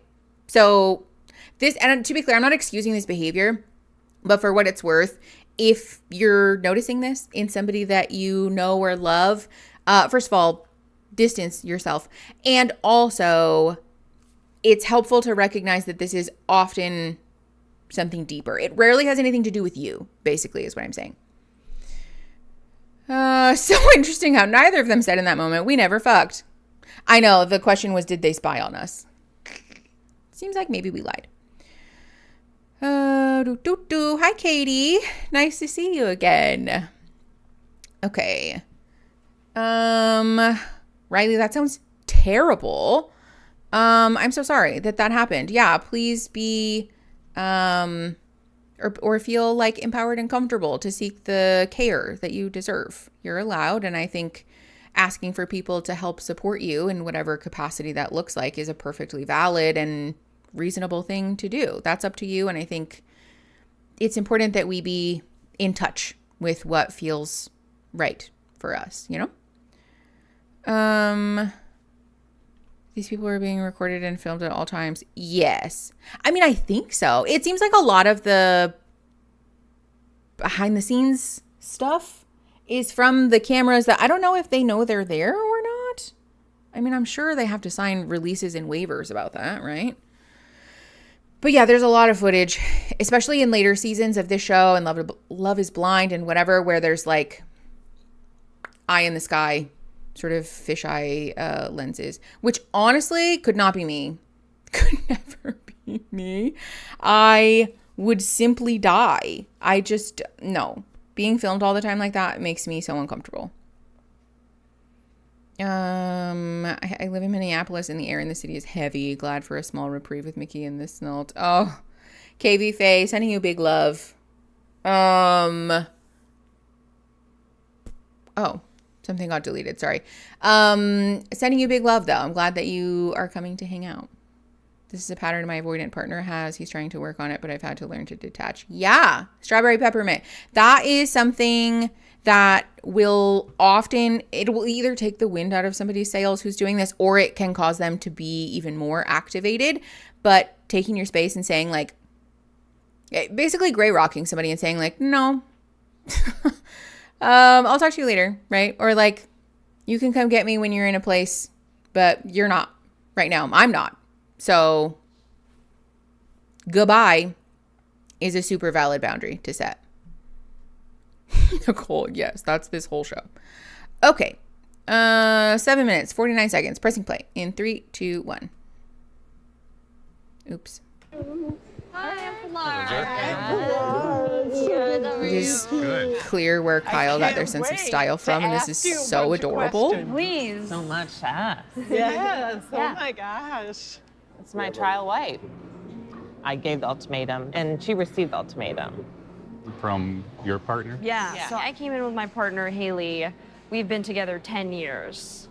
Wow. So what kinds of things are you being challenged to grow in? There's just so many facets. We've Love been that working on a lot question. of like our communication. I like internalize. And yeah, so we've been working through them. Like, what's What's that look for? Yeah. Well, Part of it's her. Part of it's Mom her has their Yeah, when I was out with number. my friends, I was probably in like 5th or 6th grade, and they all called their parents because we were changing locations. So I was like, I guess I'll call my mom, and she's like, why are you telling me? Which is funny because Pilar was talking about how sometimes I just like get up and leave and don't say where I'm going. I'm like, because no one cares. Yeah, I'm like, I don't need to know where you're going, but I'm just like, where are you going? Okay. You know, she just leaves. you need to change that. I'm going to. I'm realizing I was like, oh, she that. left. Okay, but be careful that you don't become her therapist and not her wife. Yeah. Word. Yes, I had it right here. Thank you. Are there things now that you're with Pilar about your relationship that you just see coming up again and again? Yeah, I see with Bridget and I, our like inability to like have real conflict because we're, I think, both so afraid of hurting the other person that we will diffuse any situation, but maybe in a way that like doesn't fix things. And You probably can't relate. This is the thing. This is the thing. When people, first of all, never compare your relationship to anybody else's because you can never really see what the actual internal bits of that look like, and therefore it's a, fruitless exercise. And also, anytime that somebody says like, we don't fight, we don't really have disagreements, we just have conversations. So what you're saying is that you're both so passive that none of you are willing to say the quiet part out loud and really have useful and productive conflict then. Like, usually that's my takeaway from that. I don't believe that shit for one good goddamn second, because just because you're lacking verbally, obvious disagreements doesn't mean that you're having productive discourse, right? And I'm not saying that everybody needs to have like explosive fights. That's not healthy. Don't do that. And if you, especially when people say like, oh, my partner and I never fight, we just agree about everything. No, you do not. No, you do not. Somebody is quietly stuffing down the things that they don't agree with or that they don't like for the sake of keeping the peace. I would say 9.9 times out of 10. So this is a very common dynamic, and I'm glad that we're talking about this. I hope that there's some like useful takeaways here. A genuine fight is very different from a productive conversation. Yeah, I would agree with that. My partner and I usually have conflict for about 15 minutes and then we're done. Yeah, that's perfectly valid.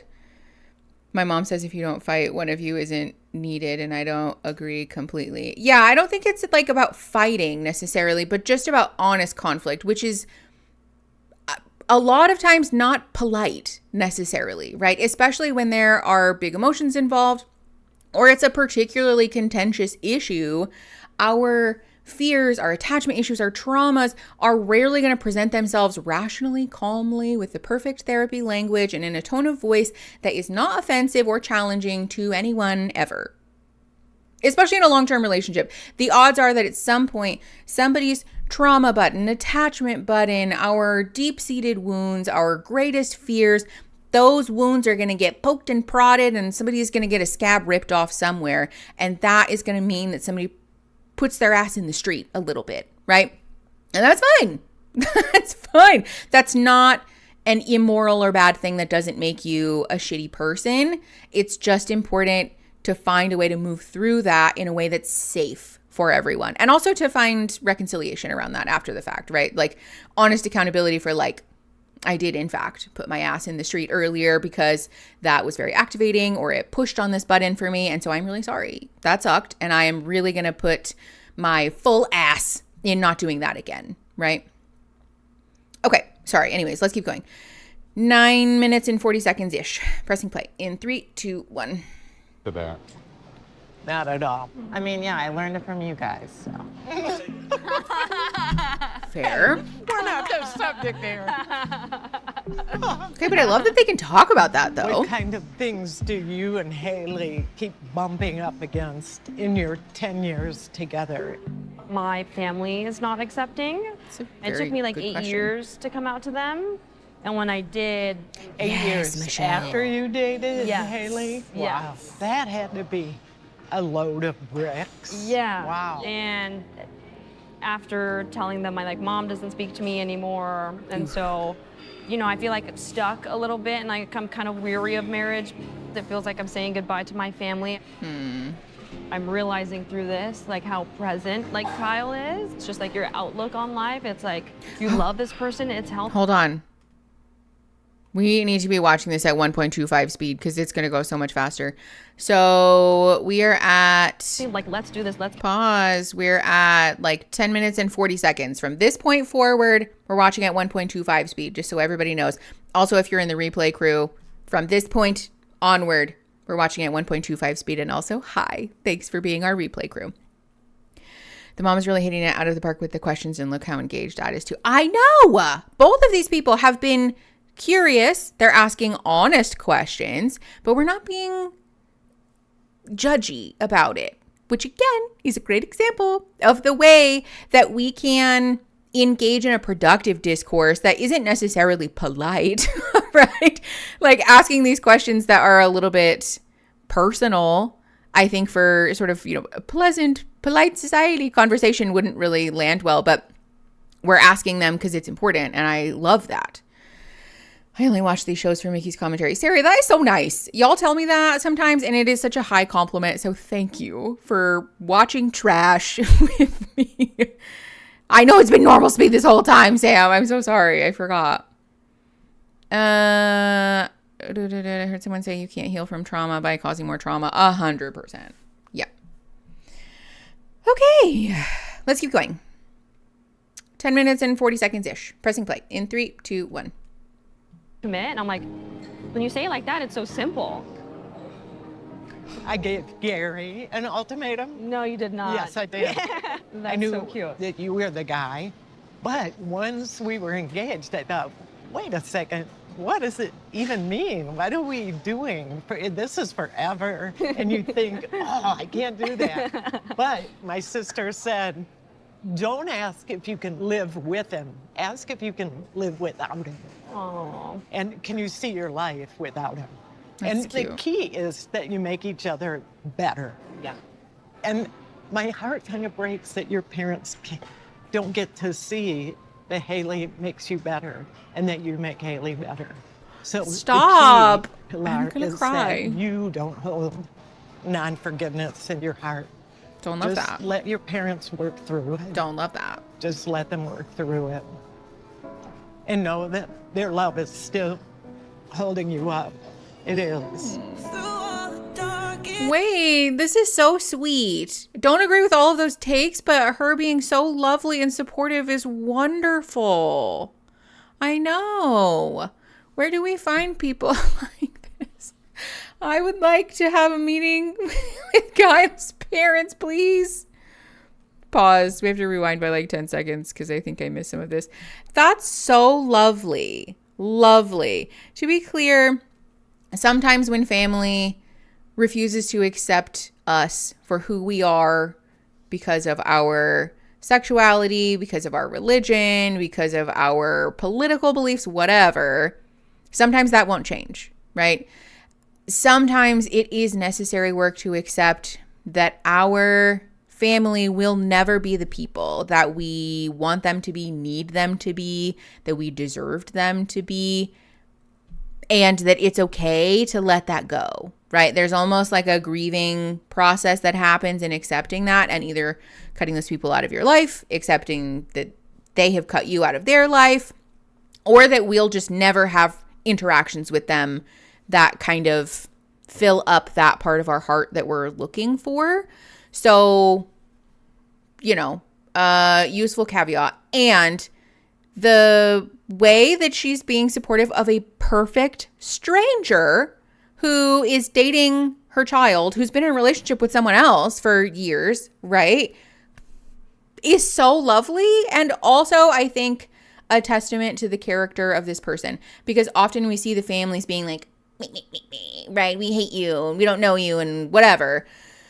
Except that this woman just seemed to be supportive and caring and loving, and also mostly interested in whether or not Kyle is achieving some kind of growth, which is lovely. Yeah. I don't agree with everything she said still, but she was so sweet. Low-key want to send this to my own mom so she can take notes. Yeah, agreed. Lovely, lovely, lovely interaction. Okay, let's keep going. 12 minutes and 22 seconds. Pressing play in 3, 2, 1. Oops, sorry. And it's crazy to think that like Saturday night is our last night. How are you feeling about that? I'm sad. Like I've enjoyed spending time with you and getting to know you, and whether it was good times or challenging times. Yeah. But I've enjoyed it. Same. You go from sleeping with someone that you know for 4 years to someone new for 3 weeks, back to the person you were with for 3 weeks. Yeah, but they're not the same person. Absolutely not. Does that scare you? No. Or some Because change is resentment inevitable. in that It statement. happens whether we want it to or not. You can't stop yourself from growing. So Mel is incredibly adamant that she didn't have any intercourse with Dana. I do believe that Mel and Dana both considered the persons that they came here with and didn't further that relationship. They didn't consummate that marriage because it would only complicate things. We sit and talk. Why do we have to use language like this? It sounds so clinical. It's very religious, isn't it? There's some real purity culture. Such a knack for like making really, really, really shit circumstances not terrible. thank you for laughing. It's hard not to. You've given me a lot of space to like make it safe where I can talk to you and it not be scary. Conversations can be hard, but they shouldn't be scary. All of these conversations are scary. Yeah, they can like be scary. when you just generally don't want to have the conversation. Like I told you earlier, like the topic of marriage with Brittany, that is scary. But I'm learning that I can do those things because you've made it easier for me to actually have a space where I can express myself. Not to be gay or cheesy. Oh, you're gonna be the gayest and the cheesiest. We'll call you Gouda. Gata. Gata. It's a little funny. I know. I AJ promise gives you, bad no one's gonna advice. stand up and be like, my marriage was perfect. No marriage is perfect. Like I was scared for this trial marriage. I mean, that's a lot to be expected, right? Of somebody new with the same feeling I have for my next one. She makes it sound like she's going to date everyone. Yeah, conversations can be scary plenty of times, and that doesn't have anything to do with the inherent value or morality of that, because anxiety just makes us scared sometimes. You don't know that I love you. You don't know that I want this. Like, I know you want me. So then why the fuck you act like you don't? I've told Dana I have feelings for her, more than friend feelings. I need Dana to come to terms with what she's feeling because I think that she really could see a future with me, and I know that it scares her, but I need answers. I just want my life. Sorry, it's been 3 weeks. What does that mean? Oh, yeah. Who in Mel's relationship gave the ultimatum? I don't remember. I still don't understand how going on this show is helping your relationship. Yeah, Ratty, exactly. It's not. So Mel didn't give the ultimatum. It was Mel's ex-partner, Marie. Correct? Or no? Is it the other way around? I'm so sorry. Thank you guys for keeping the lore straight because I never remember. I made the same face before pausing. Marie gave the ultimatum. So why is Mel doing this then? That doesn't make any sense. I'm so confused. So Mel didn't want to agree to marry Marie, or there was something holding Mel back from being comfortable to say yes with Marie. But now after 3 weeks with Dana, Mel is saying, I need answers. What? That doesn't make any sense. Because she and Dana have such a deeper connection, and then she shares stuff with her that she never has before. True, yeah, she did say that. But again, we have a deeper connection than anyone else that I've ever known before is such a farce in 3 weeks' time. There's no world where you can form a connection that is healthy enough for you to bet your legal and financial future on it for a lifetime. That's not safe or good advice. Like, I will die on that hill. I'm so sorry. That's not good or safe practice in relationships. Oh, Gems. No, I know. Yeah. No, I don't think you're saying that. Okay. 15 minutes and 55 seconds. Pressing play in 3, 2, 1. More than anyone I probably ever want in my life. I want you. Live in me first. I don't know. It's okay to not know. Also, can we talk about the booze that's on the counter? There was like 3 liters of alcohol on that I just want kitchen to know island. what the fuck we're doing. Because at first it was, let's get to know this person, right? And then it's okay, now we know each other and we like each other. Then I just question myself with like, what am I feeling? What am I doing? Yeah.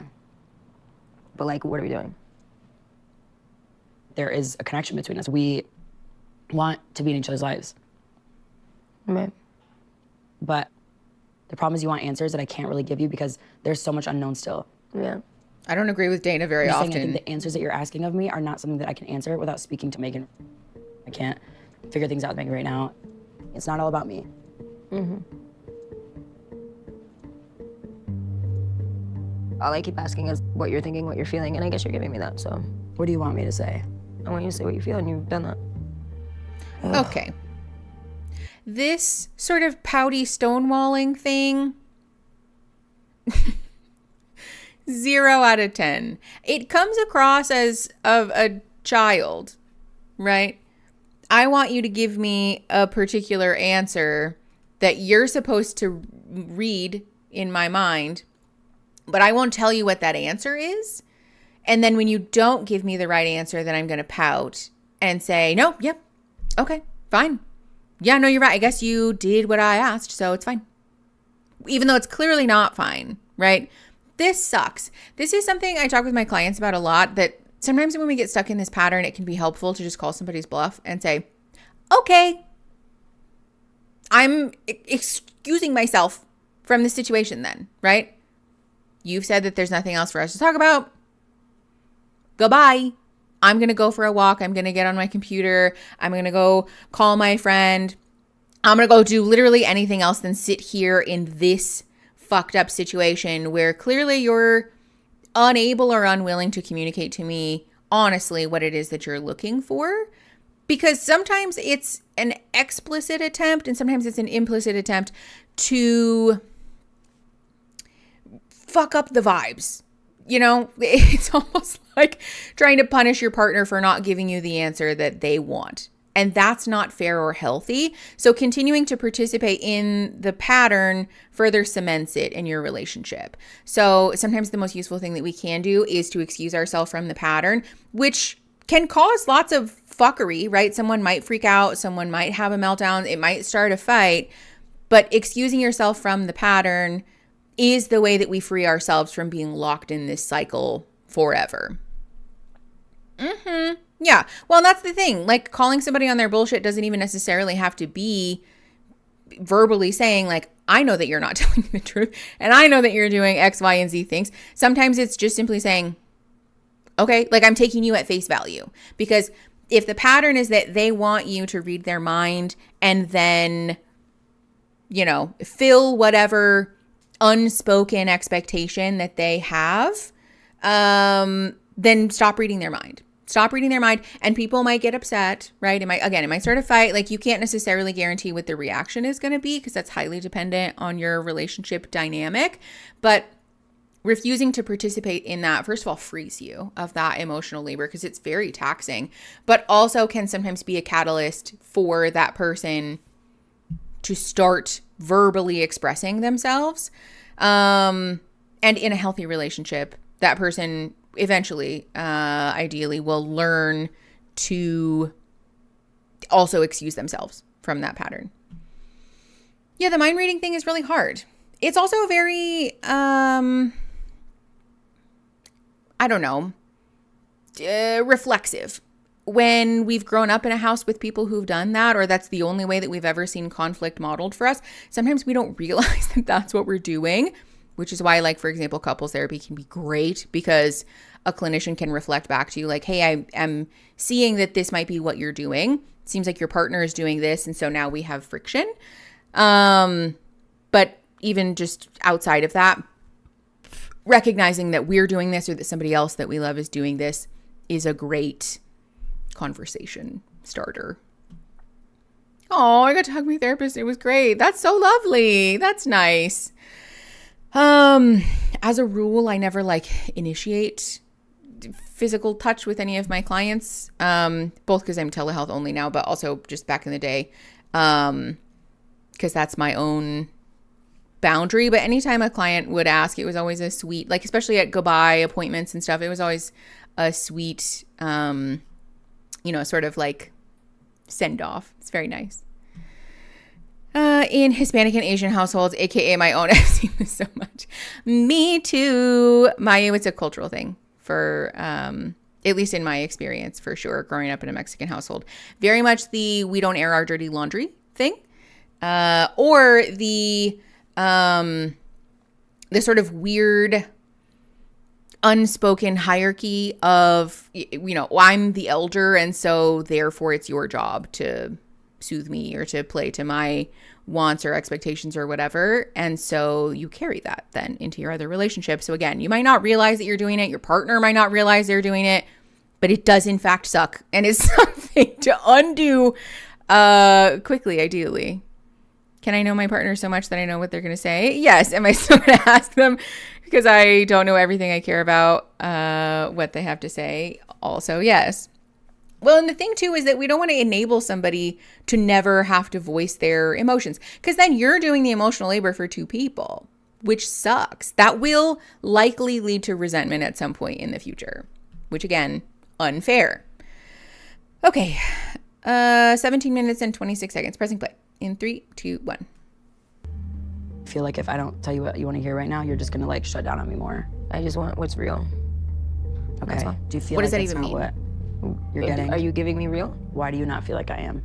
I'm your person and I want to hear about everything that you're feeling, and no matter what, but the more that you talk about Megan with me, it just makes me feel like you're not focusing on this. I don't think the breakup part with Megan has really hit me until recently. Like, holy shit. It's important to me that you're sure of things, because here's the thing, like, for me and for you both, we both know it's gonna be a fight to stay in each other's lives.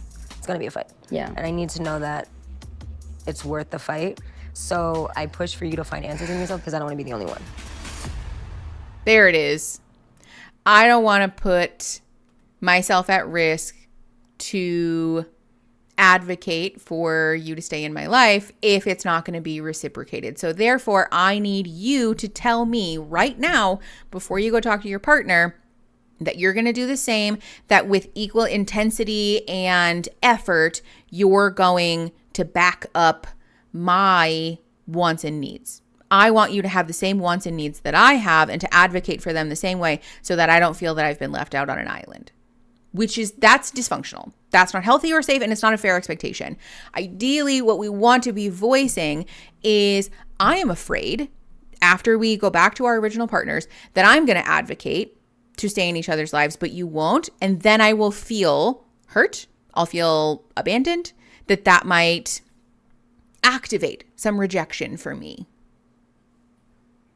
Then give your partner an opportunity to respond, to genuinely voice what they feel, what they think. But leading with the vulnerability and the disclosure there is going to make this conversation feel very different. Even if we're voicing it in a way that isn't exactly kosher from like a therapy language perspective, leading with that vulnerability and authenticity is going to get you a very different result in this conversation, as opposed to trying to covertly poke and prod your partner into saying the thing that you want them to say to avoid having to deal with your fear of rejection and abandonment.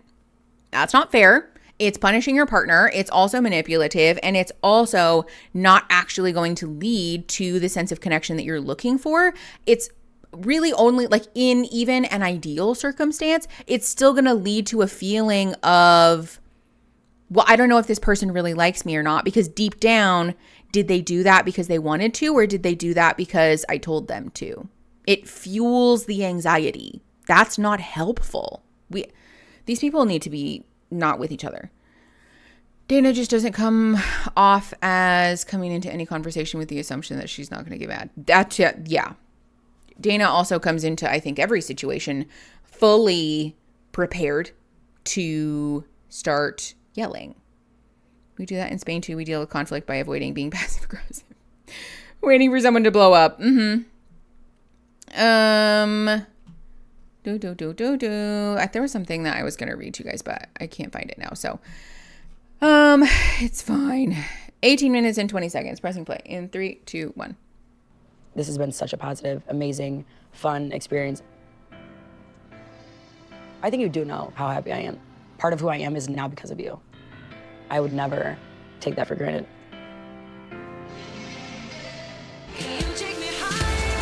What was this conversation? That didn't lead anywhere. Most excited to see your dad, but I'm terrified to meet your sister because it's Really? Yeah, I don't have a sister, but like I can feel the energy. Yeah, the sister the energy is real. Yes, yes. And my niece is kind of like a sister to me. Now you're making me even more nervous. Fair. I'm curious to see how this goes. Does this look okay? Okay. Okay. Oh, Megan's so nervous. Hello. Hello. Long time no see. Hello. I'm Megan. Nice to meet you. Hi, Megan. I'm Dave. Very nice to meet you. Nice to meet you guys. Oh my gosh, so this is it. This is it. Fabulous. Poor Megan's so We nervous. can sit on that side. Okay. Yeah. All right. Well, you guys can grill us. I mean, we're open. All the questions. I mean, my first question is just like, how has it been so far? So you guys know Pilar and I are so different. We have very different personalities, different interests. With Megan, it's been the complete opposite. We are so similar. Freaky similar. We agree on every single thing. What we want for our futures, how we want to show up as partners. We really did the work in the first week to make that safe space, so we felt super comfortable, like just really diving deep. We've always been very honest. Like even if it's something that we don't want to hear, I wanted to learn how I can do better in life. And she just tells me that very gently and like respectfully. I always know it's coming from a good place. I know you were wanting to get married. How was your situation? Pause. Clearly that is something that was missing in Megan's relationship with Dana. And again, the fact that someone saying, hey, you can improve or change in this way, but just not doing it in a way that is like very explosive and violent, like the fact that that makes such a big difference to Megan speaks volumes, I feel, about Megan and Dana's relationship up to this point. Finally done my face for the event today. I'm exhausted and getting ready. Oh, Natalie, I hope it's great. Samantha. Okay, 20 minutes and 26 seconds. Pressing play in 3, 2, 1. So I received the ultimatum. Okay. Oh, you did? This is like an experience that I've never had with anybody. Like I've never lived so easily with somebody. And it's just very interesting to have a glimpse of like what life is like this. So I am dying to know. See? Where do you stand on children? Oh I know where Haley stands on children. We actually talked about this on our first date. Okay. I do want to have children one day. I'm Lebanese, and just in the culture, everybody's really, really close. So I'm big on family. I feel like it would be really special for me to have like a family of my own. It's amazing. Yeah. Well, Megan did say that she would carry a child. Yeah. And that is one of my biggest things about not wanting a kid. You know, that definitely sweetens the deal. Megan has kind of shifted my perspective, and I don't want this to be misconstrued. Not that I think that Pilar wouldn't be an equal partner, but like having someone who's also equally excited to have that journey with you, it makes it much less scary. It's just funny because it's like totally not the not the Haley you know. Not the Haley that I know, but The big step, Haley. What changed your mind? You? Is it going to be hard to separate at the end of the 3 weeks? Yeah. We actually were like really sad. I don't know how I feel about that. That makes me a little nervous. I hope that even if Haley and Megan end up together, that there is a very long time where we're discussing and weighing out and taking some time to just emotionally sit with the discussion about having children, carrying children, caring for children, because it's sweet in theory. Okay, yes, gems. Changing major life perspectives based on a 2-week acquaintance is not a wise choice. The other thing about this is that it's not undoable, right? Getting married is difficult legally and financially to undo, but it can be undone. Children cannot be undone. And so making the decision to completely change your perspective about that based on a very short amount of time with someone that really you don't know very well yet is not, I don't know. This makes me very nervous. It also, I think it kind of pushes my buttons a little. I won't lie. Like, this is just a personal thing, but it is sort of like my own bias about it is the way that people talk to you when you're a child-free person and they say, oh, well, you'll change your mind when you find the right person, or, you know, don't do anything permanent because what if you change your mind, or you'll see one day. And like, no, I will not see. No, I will not change my mind. I have found the right person, and we adamantly agree on this topic. And so it does kind of like, you know, I don't know. I think it bothers me for that reason because I don't want people to walk away from this with the, you know, with further ammunition to say like, see, she changed her mind. Like, so, yeah, exactly. He's sounding like my dad. Oh, Samantha, I'm sorry. Exactly. Yes, children cannot be undone. Having children is a way bigger decision than getting married. I would say choosing to bring a child into the world, to significantly care for a child in some way, probably one of the biggest decisions that a person can make in their life. And it's very important that people think critically about doing that before they do it. It also, just as a personal thing, really pushes my buttons that people put child-free people through the ringer when you say that you don't want to have kids, but we all just blindly accept that any Tom, Dick, or Harry who says they want to have kids, totally doing it for the right reasons, obviously going to be a great parent, definitely fitted to do that. No, sometimes they're not. Sometimes people are not equipped to be good parents. Sometimes people are not having children for the right reasons. Sometimes people want kids for reasons that are wholly inappropriate, selfish, not really critically thought out. And it bothers me that we don't ask people to do that thinking and emotional processing before we do that. I don't want kids, but I'm also extremely freaked out by pregnancy, and I do kind of understand how someone could share feelings about pregnancy but still want to raise a child. Yeah, no, that's super valid. We did talk about that at the beginning, to be clear, that Haley saying, no, I don't want to have kids because Haley didn't want to carry children is not the same, right? Not wanting to be pregnant is not the same as not wanting children. So I have a feeling that it's more to do with that, but again, just this is me as a human. This is not clinical or therapeutic in nature whatsoever. Well, some of it is, I guess, the people should think critically about having children. That is, I think, part of that. Some people just want to see their genes expressed and have a retirement plan. They don't think of the nuance and needs of the child itself. Well, and some people don't think of children as independent people, right? They view them in a sort of selfish way as far as the gene expression thing, right? Like, I want to have a mini-me, or I want to have a best friend, or I think me and my partner would make really cute kids, so I want to have kids for that reason. But we don't think further down the line, right? What if that child has difficulties in life or is going to bring about circumstances in your life that you're not prepared for or equipped for? We fantasize about an ideal circumstance around children without really considering the alternative, which can sometimes be traumatic, catastrophic, extremely difficult, not fulfilling. And are you willing to lovingly, with care, walk a child through its life under those circumstances? And if the answer is no, then don't have kids, right? Your child might be profoundly disabled. Are you prepared to spend the money and time and effort with empathy, with kindness, with unrelenting compassion for the duration of that child's life? If you're not, then don't have kids. You don't really want children. You want the fantasy of children. That's different. I'm not saying that that is bad or makes you a shitty person, but it's just that we should think twice about that. I was a hellish child. Yeah, Michelle, that's valid. But also, I mean, that's just kind of the way that kids are, right? Like, I tell my clients all the time, kids have a funny knack for poking at our unhealed trauma that we thought we fixed. And then, whoops, there it is. And if you're not equipped to deal with that either, then work through that stuff. Be prepared to work through that stuff in real time. Anyways, sorry. This is a diatribe that you guys are familiar with. Let's just keep going. 21 minutes and 54 seconds. Pressing play in 3, 2, 1.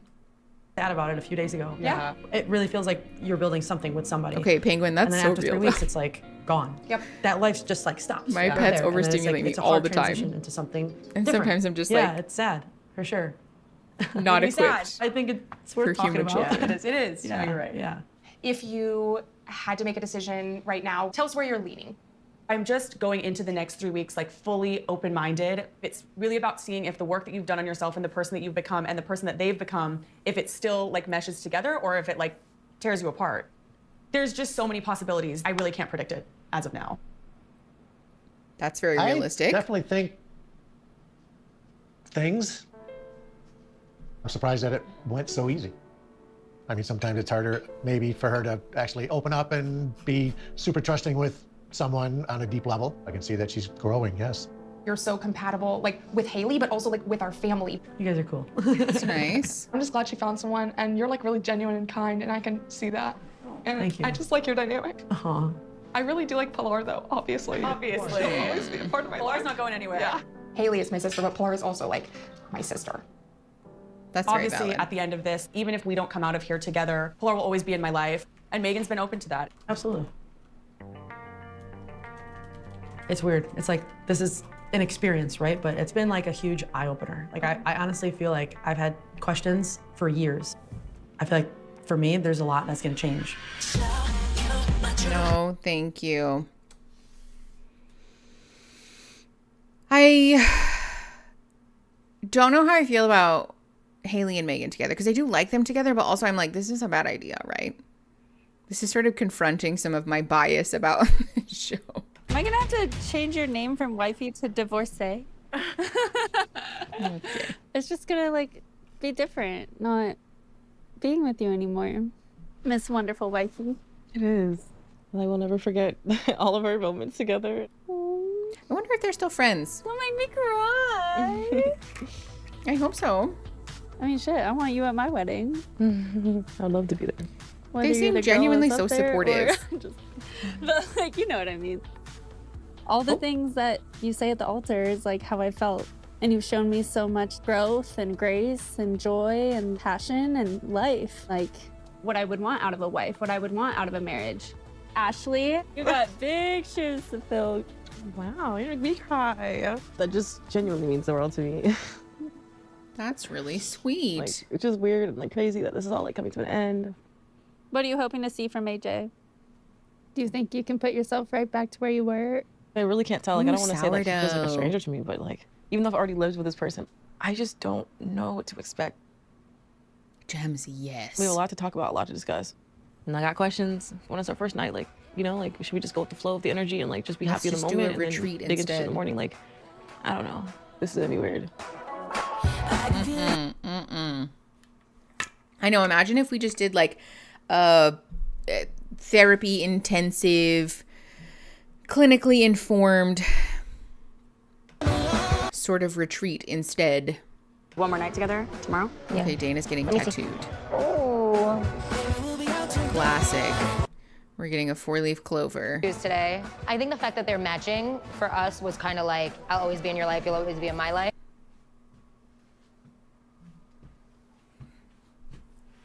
That's it. Stream's over. I gotta go. Matching tattoos? We've known each other for 15 minutes and we got matching tattoos?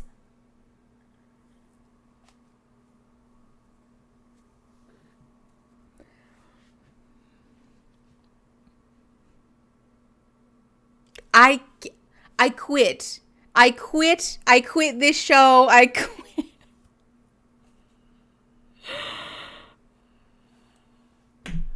matching tattoos with a stranger. With a stranger? I would not get matching tattoos with Aaron even. It's like a curse. It's like a curse, I feel. Anytime that I have even considered such a thing, I'm like, no, this would ruin the relationship. I just know it. I just know that it would. Mom, can you come pick me up?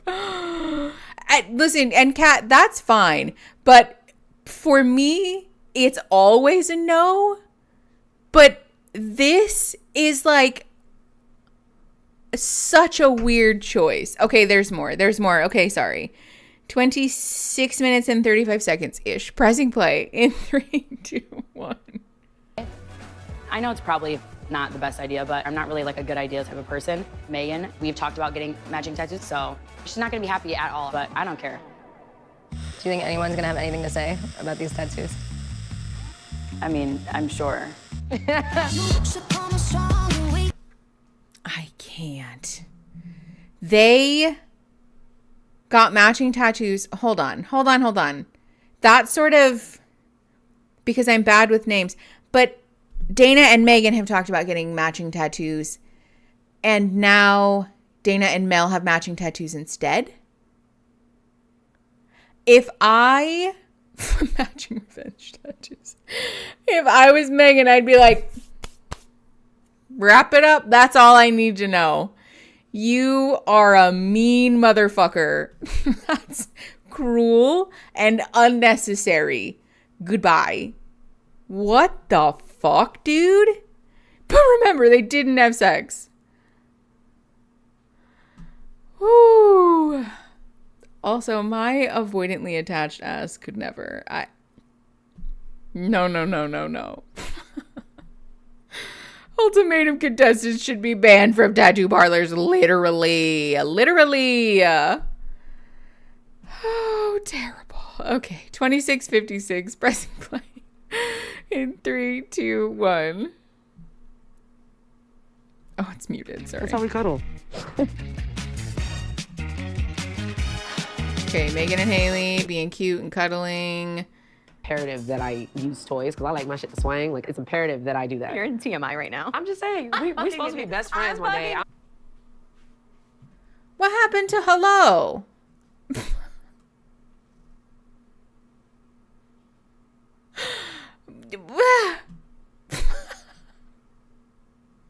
Why?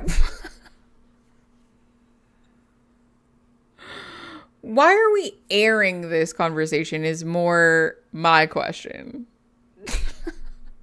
Because, like, fine, have that chat. But did we need to film it? Did we need to air it?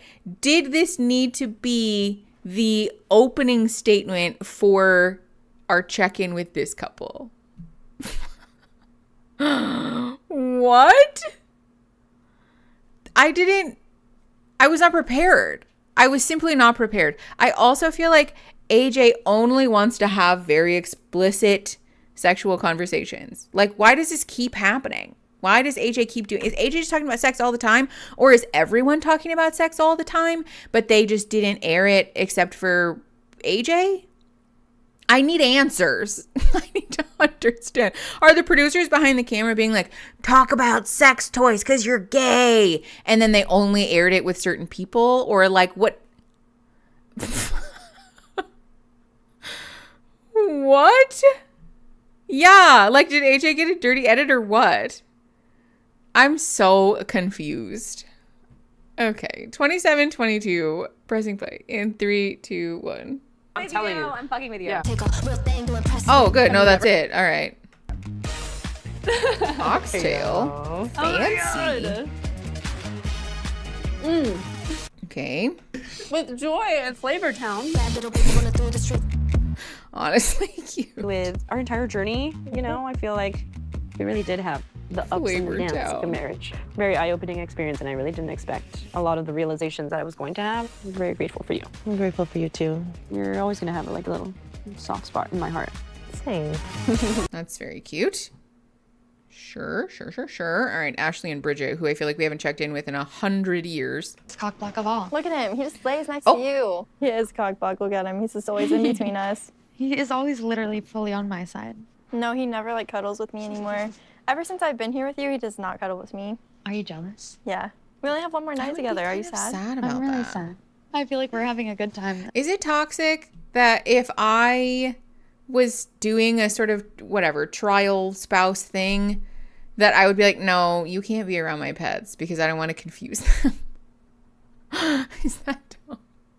I would be so offended if my dog liked somebody better than Aaron. I'd be like, no, that's his baby. You don't know. That is our shared child, and you're confusing her. So stop cuddling with her because then she's going to get attachment issues. Yeah, I would get someone to babysit my pets. I don't like it. Silly thing of the day. Today, my dog jumped out of the car window to take a shit on the lawn. Dill, oh my God. That is silly and also a little scary. My mom tried to lure my dog into liking her better than me, and it was a problem. Oh my God, sweet puppy. My dog could attach to a random person for sure. We joke that if Savannah especially like ever got away, she would find a new family in 15 minutes. She loves people and is just so happy. She wants to be friends with everybody. She so much so that it's a little oppressive, actually. Olivia too, honestly. Just Olivia is a little anxious though. I think she probably wouldn't attach as easy, but Savannah's just like, here we go. We're friends. You love me. Oh, beans with eyes. That's so funny. Escape artist. That's fair. Okay.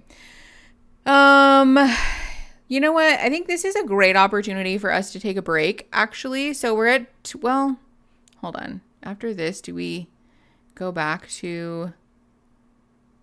Okay, let's watch until the final night since we're really dragging this shit out. And then we're going to take a pee-pee break and also a stretch break because my feet hurt. So, all right, we're at 28:45. Pressing play in 3, 2, 1. And my next trial marriage is going to be like, Yeah, what are you our nervous to go problems? back? What do we need to fix? Yeah. You are? Yeah, I am. Me too. I'm nervous to find out whatever the hell happened. What do you think you're going to find out? I don't know. What do you think she's going to find out? To be determined. TBD. It's like, there's so much. I just don't want to revert back to old habits. We both are like this where we see our exes and we're like, you're so sweet and innocent. Yeah. Let me not upset you by my feelings. No, our feelings matter. I'm just worried that like I'm gonna start to say my feelings and that she's just gonna like get upset and I won't even be able to have That's exactly what Marita does and we ain't doing it. No, we can't. Like you're gonna go back and like put your foot down. Yeah. And just be a bad bitch. Yeah. That you are. I'm gonna be a bad bitch. It makes me sad that I'm not gonna live with her anymore. We just have it so easy. Like I love my life with Bridget. It is something I wanted to experience in terms of the slower pace. I needed it. It was like such a breath of fresh air. And for once to finally have that self-confidence again, because I do feel like in a way I've been living in Marita's shadow. So it's definitely a bummer to think about packing and like I hate that. You have to come to St. Pete. That stings though if you're their former partner. I wish I could come just like right after this. Do it. Let's run away together. Just the two of us with Marita's car.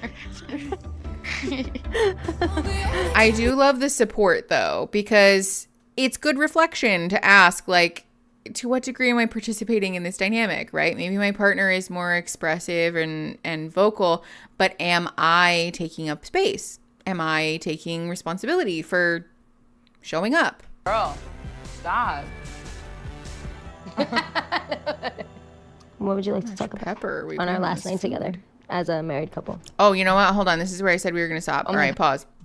We're at 30:49. So we're going to take we're going to take 10 minutes. So we're at the half hour right now. So 20 till. We will be back. Make sure that you guys go get a snack, get some water, do some stretching. And I'll see you guys in 10 minutes. Okay.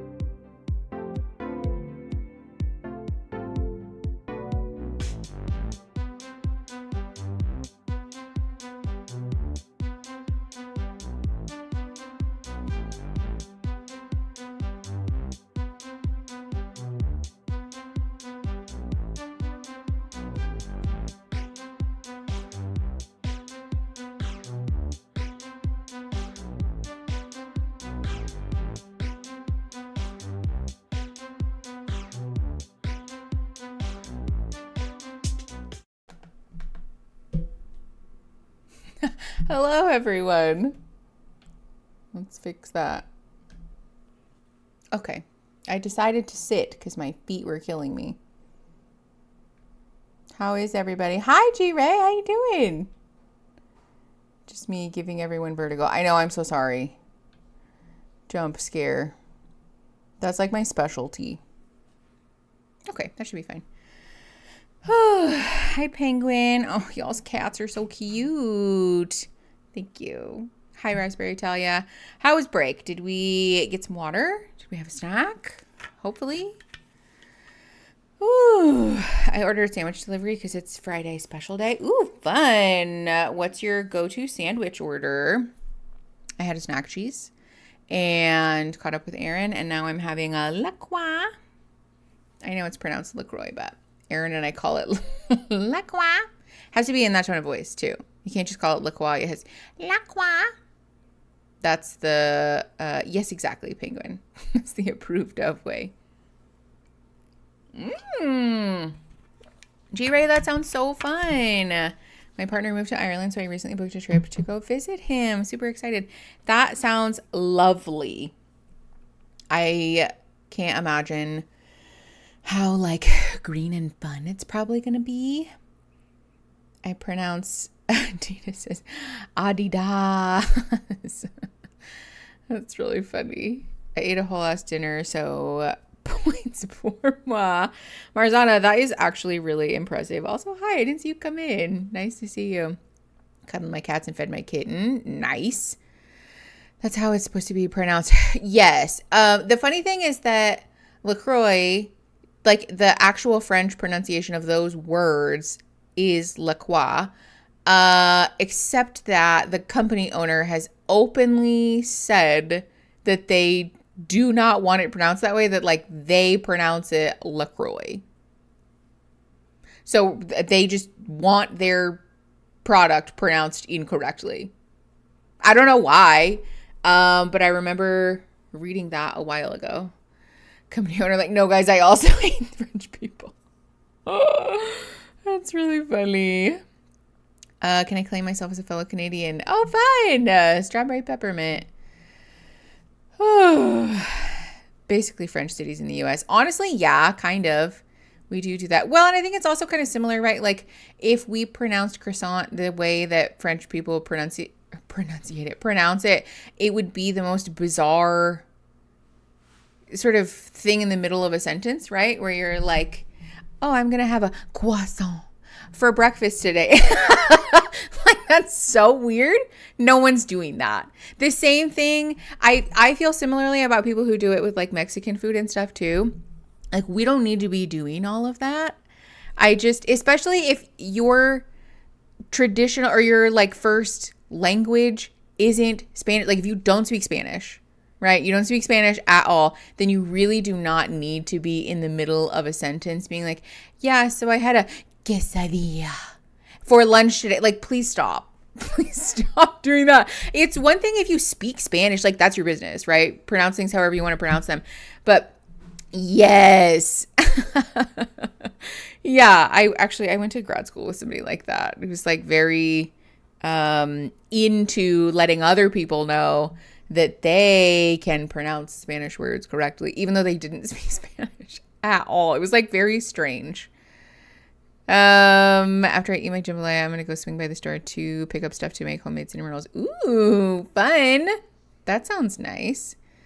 I love the way that words shift as they move through space and time. Me too. Language is such an interesting cultural thing. Like, you can learn a lot about language and culture and people by exploring the way that their language evolves and changes, especially because ultimately all it is a series of sounds that we've agreed are supposed to be utilized in a particular way.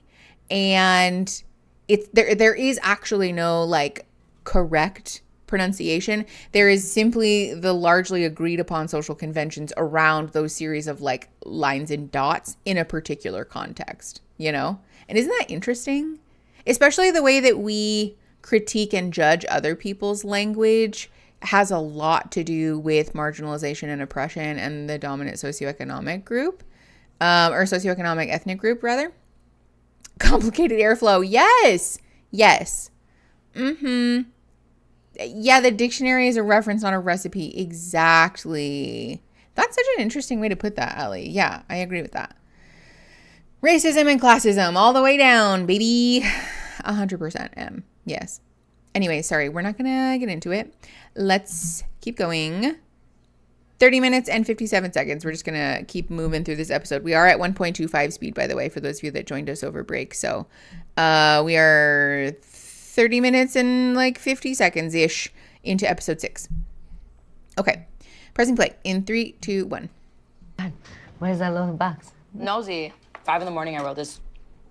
Meeting you has been one of the most amazing, life-changing, scary, safe, comforting, and meaningful experiences of my entire life. I will never forget our time together and how amazing and caring of a wife you have been to me. I never knew how much I needed you, nor have I let myself need someone like this in such a long time. You are the most deserving So cute. and thoughtful person that I know. I wish I could know you in all the phases of your life, but if I can't be in your life forever, I know I will always be here for you and think of you, and I'll miss you forever. Always, Dana. Always. Come here, butthead. I don't know how I feel about this. It really feels sort of overly complimentary to me, you know? The pomp and circumstance around something like this feels very performative, I guess is the word I'm looking for. I don't think this is probably as genuine as maybe they want people to believe. And also that it's like necessary. Nobody's gonna die, right? No one is dying because you guys are going back to speak with your other partners. And I refuse to believe that it's possible for somebody to have developed a relationship that is safe and healthy enough for you to bet your entire future on it forevermore. Okay, Natalie, yes, it does. It reads like vows. Also, ouch for both of their partners to hear something like, you're the best person I've ever known and the nicest, kindest, most amazing. Like, okay, fuck their former partners, I guess. Damn. Okay, yes, it is. Kim, there's people that are dying. It is. Yes, Katie. That's so funny. Somebody in Discord chat. I can't see your whole name. I'm sorry. It starts with a T. And Katie jinxed at the same time. An ounce of pretension is worth a pound of manure. A little bit. Yeah. There's a time and a place. I think love poems and letters and declarations, that's all perfectly valid, right? Express yourself however. That's not my business. But in this context, it feels a little phony. Especially because these two are like the problem person in both of their relationships. It's especially rich. All right. 3202. Pressing play in 3, 2, 1. Why did you write something so cute? Also, butthead. Mm-hmm. Of course I mean it. Okay, it's your turn. No, Okay. Thank you for being somebody who has shown me what it's like to be seen and heard. You have truly impacted my life in more ways than I care to admit. You have made me the happiest I've been in a long time. I think that we talked about literally everything, but I feel like I need 100 more years just to learn everything about you. Together, you and I can conquer anything. I know I've said it before, but I'll say it again. Some cosmic force brought us here to meet each other. It was never up to us who we chose, and at that table, it was something more powerful, which drew us together. We were always meant to meet each other, to change each other, to grow with one another, and most importantly, to save each other. Thank you for saving me from myself. You made my heart full, and for that, I owe you forever. How could you say that to me? First of all, this is definitely producer orchestrated, right? Somebody poked and prodded these people into doing this. I would not be surprised if other people were supposed to do this, did do this, and it just got cut out. But yes, it is kind of like just saying shit. Like, it's almost like people sit down and think like, what is something that I could say that sounds really good? And then I'm just going to say that. The like, yes, you saved me from myself. How? From what? From your emotional reactivity and lack of connection? Like, what are we saving you from? And how did that happen? Saved you in what manner, pray tell? Because it's not coming across clearly. This is my ChatGPT's ruining the world. Gems, it's like they wrote a fanfic of their experience. That's so real of you. It is kind of that way. We've romanticized this experience to a degree that it is beyond dysfunctional, dramatic. Just, this is so unhealthy. This is so unhealthy. We're just like continuing to like up the ante, right? I'm going to say something even more romantic than what you said, even though maybe we don't actually mean that. We're just kind of saying shit. Oh, it does sound like AI. Okay. 33 minutes and 20 seconds. Pressing play in 3, 2, 1. How can I say what to you? Which part? All of it? Come here, butthead. Why do we keep calling each other butthead? Again, time and a place. But calling somebody butthead after they've just read you this... I'm not mad at you. I meant it. I know you meant it, but like, why would you say that to me? I might never see you again. I know. You're gonna see me again. I promise. What does that mean? What if I never see you again? You're an adult. As if they're going to be kidnapped and put in solitary confinement. If you want to see someone again, then you can just say, see you soon. I don't know if I'm like happy or sad right now. Oh no, here we go.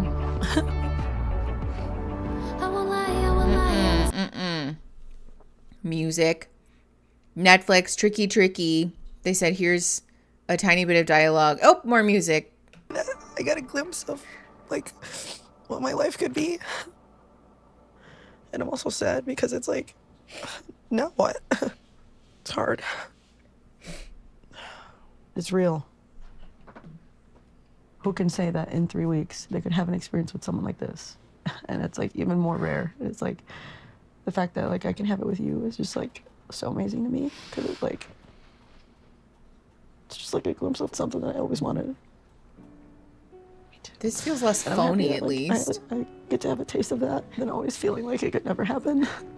I want the same for you. Like, I want you to live the life that you want to have, you know? But it's like, you know, people fall into habits and just patterns, and just like, before you know it, time is ticking. And it's just important. Like, I didn't realize how important it is to, you know, make decisions for yourself, because like, you can't actually have the things that you want. It's possible. Like, oh, Megan. That's really sad. What are you thinking?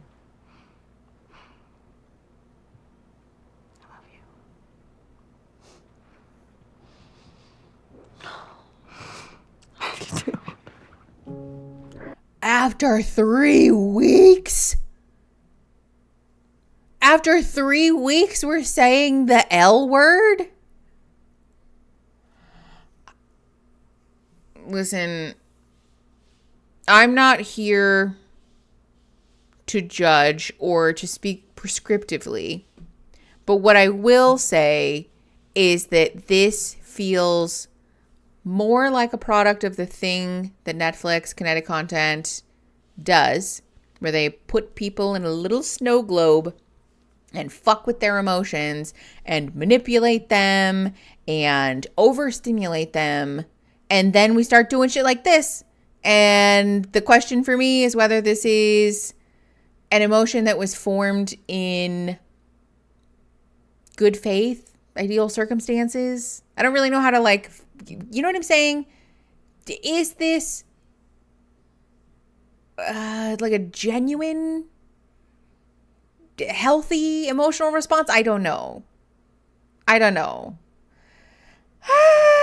It's not that I do want them to be happy. I like them together better than their other partners, especially because it seems like Megan in particular is like really not having a good time. I think Haley and Pilar have their own stuff, but it's possible that Haley and Pilar probably could have a healthy relationship given the growth that Haley has had. But I don't know how I feel about this. And also, do you actually love each other, or do you just feel like you love each other because you're being emotionally manipulated to high heaven? Worth exploring. I'm just saying. The thing, for what it's worth, people are highly suggestible, and we like to think that we're not, right? We tell ourselves that we're above that, you know, I'm smarter than that, or I am more emotionally intelligent or secure than that. And then we get into situations and we're like, well, oops. The human brain is actually fairly mechanical in terms of our ability to manipulate it, right? This is why cults form the same way all the time. There are certain buttons that we can push as far as our biology is concerned that allows us to heavily influence people. Our biology is fairly suggestible. So in situations like these, the question I think is, you know, is this real, or I don't know. What did I miss? You guys keep putting stuff under spoilers. If you want Discord to stop truncating the usernames in streaming mode and settings, you can turn it off. Ooh, okay. I might do that. I said cult before Mickey did. Okay, yes. You guys are not incorrect, though. I mean, you're kind of right.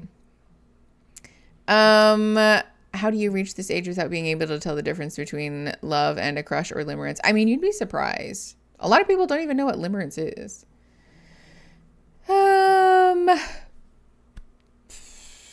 Excuse. I know, Knitting Anarchy, I'm sorry. The ads are really annoying. To be fair, I have thought about turning them off, but a boy's got to make a living, especially right now while I'm not working as a therapist. So thank you in advance for your patience. I assume in these extreme situations that it just feels deeper than it is later. No, definitely. I mean, we've all had the experience where we're having a breakdown and then later we're like, wow, that was not that serious.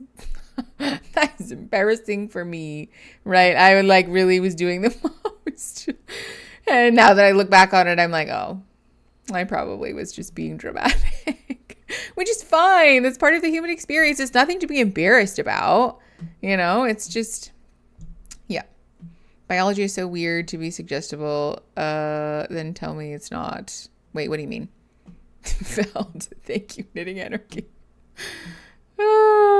Yeah. Okay. Let's keep going. 36 minutes and 19 seconds-ish. Pressing play in 3, 2, 1.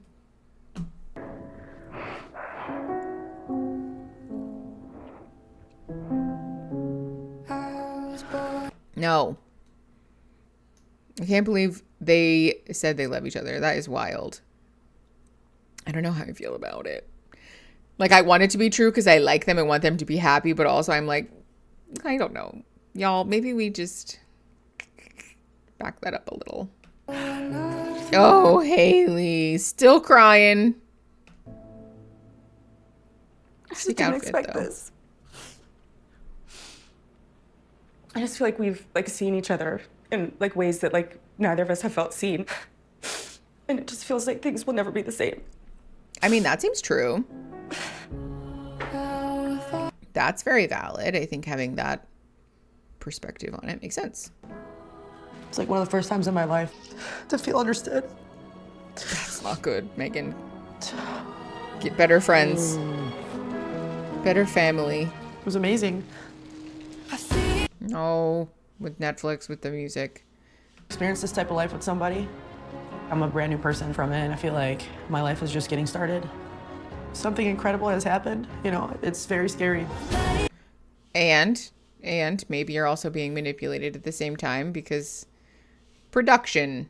Okay, with the music. That's a good question, M-Card. Do they just kick the other person out, or do they just tell them sit in the room, shut your mouth? That's a very good point. Are we doing the audience thing, like we're the observed? Okay, we're all just prancing in for our little Worst fear in this is that I feel like I'm ready for marriage and Haley's in love with someone else. It's almost like too little, too late, then I might lose the person that I love the most. Very valid. That's Pilar. Should be clear. No, with the music. Let's all just sit down and talk about it. that I took with Haley was authentic. I did it for me. I was choosing myself. I don't want to shut the book completely with Dana, but at the same time, where do we go from here? Very valid question. From the notebook where I'm one person I'm with you and I'm one person I'm with you. Mel has promised me things beyond what Megan has promised me. You know, Haley's got her claws in Megan, so I don't know what's gonna happen. Characterizing it as like got her claws in there is so unfair. Hello, everyone. Welcome to the changeover. Every one of you arrived here as part of a couple thinking about marriage. You agreed to an ultimatum, you broke up to decide if you were with the right person or if someone else out there might be a better fit. When you arrived here, you met someone new, someone that you thought embodied the qualities that you want in a spouse. You committed to one another and entered into a trial marriage. Tonight, the first trial marriages are coming to an end and the second trial marriages are about to begin. The stakes are high, and we're not even halfway through. At the end of this, each of you will make a choice. Will you leave here engaged to the person that you arrived here with? Will you leave with the person you chose here? Or will you walk out of here alone? Now, there is a lot to get into tonight, so what do you say we get started?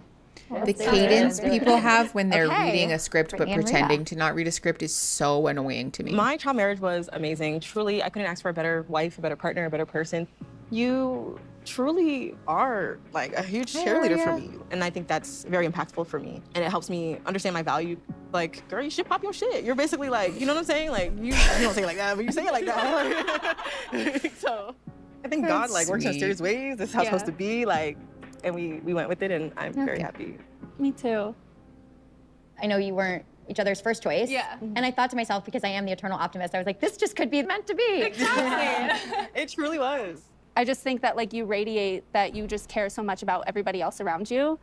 I also feel like positive qualities that I see in Brittany that I don't necessarily see in my ex is that I don't have to ask for certain romantic antics. You're kind of already there doing it. And like having you as a wife has shown me that like this little piece of my heart that I still can't quite fill until I know that it's full before I get married. I feel like you showed me exactly what I need.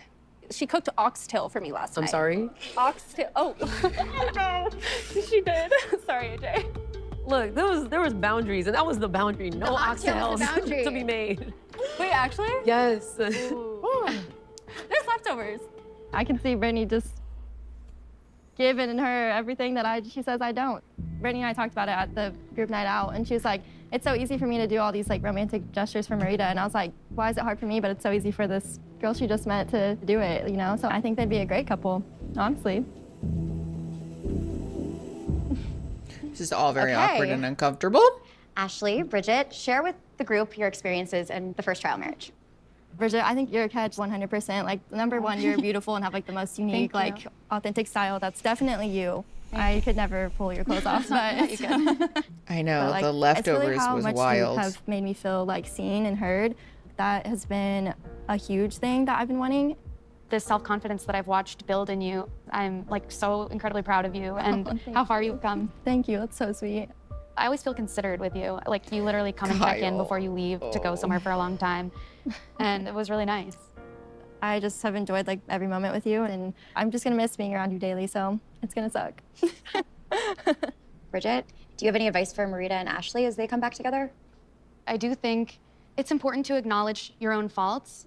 And I think I've seen Ashley do that. I haven't had a trial marriage with Marita, so I can't speak for that. But I just think in order for you guys to have a healthy relationship and get those feelings of like grand gestures, if that's what you need, I think you need to understand each other's feelings better. And like, I do think you need to work on a few things.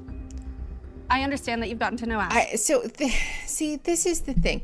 Like, it's not bad advice necessarily, because it really ultimately what is being said here is like, be more communicative, take responsibility for your side of the street, which is all true and all fair. And it's a little fucked up to say that to someone when you've been shacked up with their former partner for 3 weeks.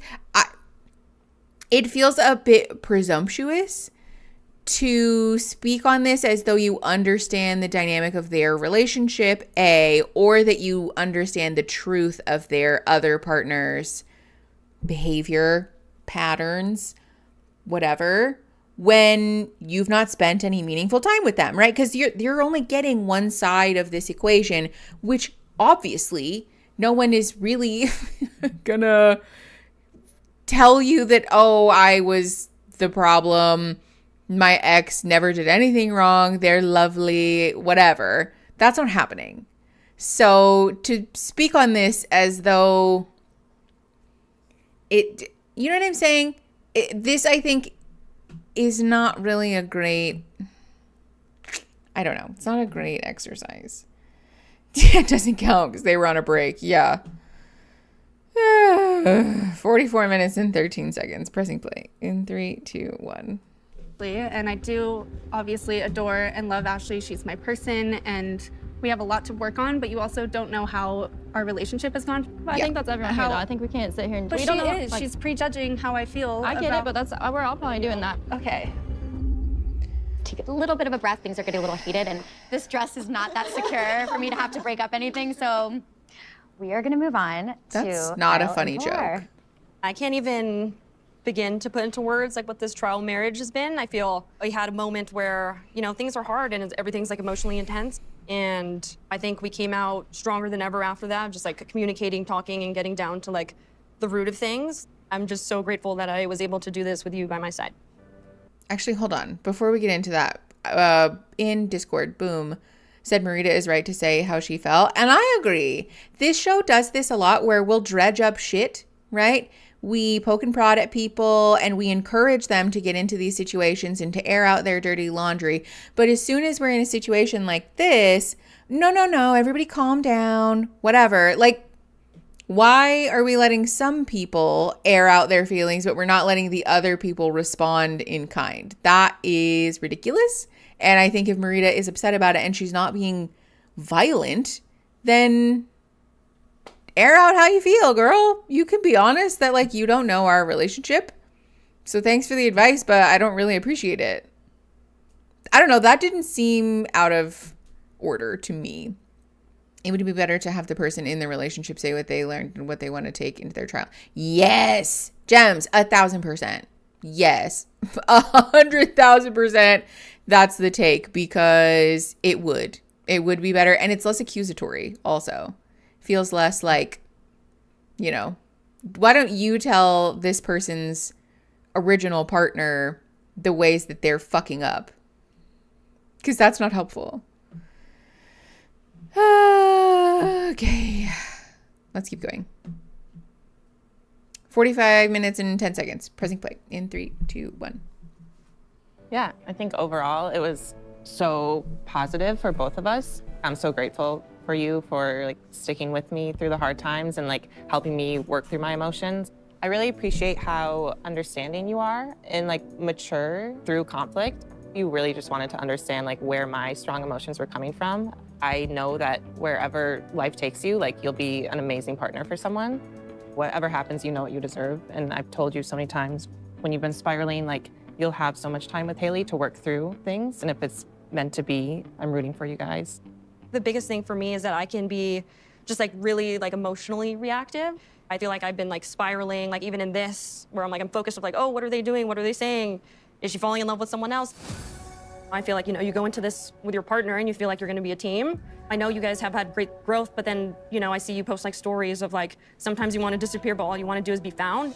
I feel like it can read between the lines and what, you're gonna retreat in someone else and be seen? I don't know, it just You're feels... gonna talk about stories when you posted Kyle with heart eyes and then you blocked me? Okay. So again, we're seeing Pilar do the thing where she feels rejected and then becomes accusatory. Oh, there's just a lot happening in the dynamic between Haley and Pilar that I fear is beyond this show. First of all, like, we really do not need to be poking and prodding at these people's issues on this show. But second of all, because this situation is just like it's a recipe for poking at these people's issues. No shade, but the type of drama they go through is very funny. Honestly, fair. Okay, 46 minutes and 28 seconds. Pressing play in 3, 2, 1. I didn't know about Just that. curious, is that the story? I can post a quote, and that's the reaction, but I'm blocked. And there's not something more to you guys? Oh, we're very authentic. We'll tell you everything you want to know. This is so messy. Oh no. Okay, great, of course. No. We might watch the beginning of the next episode. How do we feel about that? I kind of want to watch the rest of the... Hold on. How long is the table thing? Ugh. Okay. Like 20 minutes. Yeah. No, we should do that. Let's do that. Okay. We're just gonna press play. Pressing play. It's muted because of the music, but okay. More music. We're just staring at each other. Post like stories of like, sometimes you want to disappear, but all you want to do is be found. You're going to talk about stories when you posted Kyle with heart eyes and then you blocked me? I didn't know about Just that. curious, is that the story? I can post a quote, and that's the reaction, but I'm blocked. And there's not something more to you guys? Oh, we're very authentic. We'll tell you everything you want to know. Oh no. Oh no. I understand so much the real human emotion. And yes, you knew what you signed up for, but that doesn't take away from how emotional this is. And I just want to say I really see that. There is going to be some questions to be answered. Thanks. That's not helpful. And again, AJ and Marie. What? Share with the group your experience. And your that's all that we're getting into. Netflix, I beg of you. You make piles and piles of money off of the show. Offer somebody fucking else the money that they actually will need to agree to participate in this shit show to be a host that is actually fucking useful. What is this? What is this kindergarten teacher ass, unproductive ass, nothing burger fucking hosting that's going on? What is that?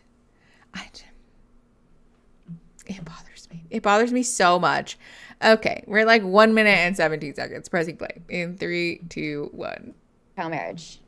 And that first week, I was in a very dark place, probably one of the darkest I've ever been. I felt very scared for my own future. I felt very conflicted at who I was and what my purpose was. And ultimately, you knew the moment to give me space. You knew the moment when you could make a joke.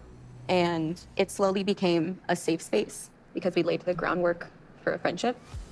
We completely removed the intimacy from it because you can only hide behind that shit. And true growth comes from figuring your own stuff out. I have grown so much as a person, and so have you, and we should be very proud of ourselves for that. Very proud. For sure. You've taught me so much within this experience. We could always adapt and change. And something you've admitted to me is you don't do well with change, but you did with me. Another thing that I loved is you absolutely give, and you're so selfless in that. You'd wake me up and say, hey, it's time to go to work. Here's your coffee, it's ready. Duke's already been walked. And that energy will attract the right person if this person's not in this room. Anybody would. No. Let's be very clear about that. Actually, tomorrow's video is about people pleasing, so stay tuned. The emotional mind reading, meeting people's needs before they even express them, constantly selfless thing, sometimes actually just attracts people who are good at using you, which is bad. That's not healthy. And being somebody who attracts a partner by being a maid, being like a service, not good. Not good. We want to be partnered with people and just like have people in our circle who like us for us, not for the service that we provide them. That's bad. Again, AJ with the bad advice. I also think that Marie is like beyond activated at this point. Like, we are so far outside of the window of tolerance here for Marie that we just need to, like, I think Marie needs like a week-long meditation to fucking come down from this experience, because I can't foresee this conversation going anywhere healthy. I really don't. 2 minutes and 45 seconds. Pressing play in 3, 2, 1. Be absolutely blessed to have you. Thank you so much for sharing. Megan and Haley.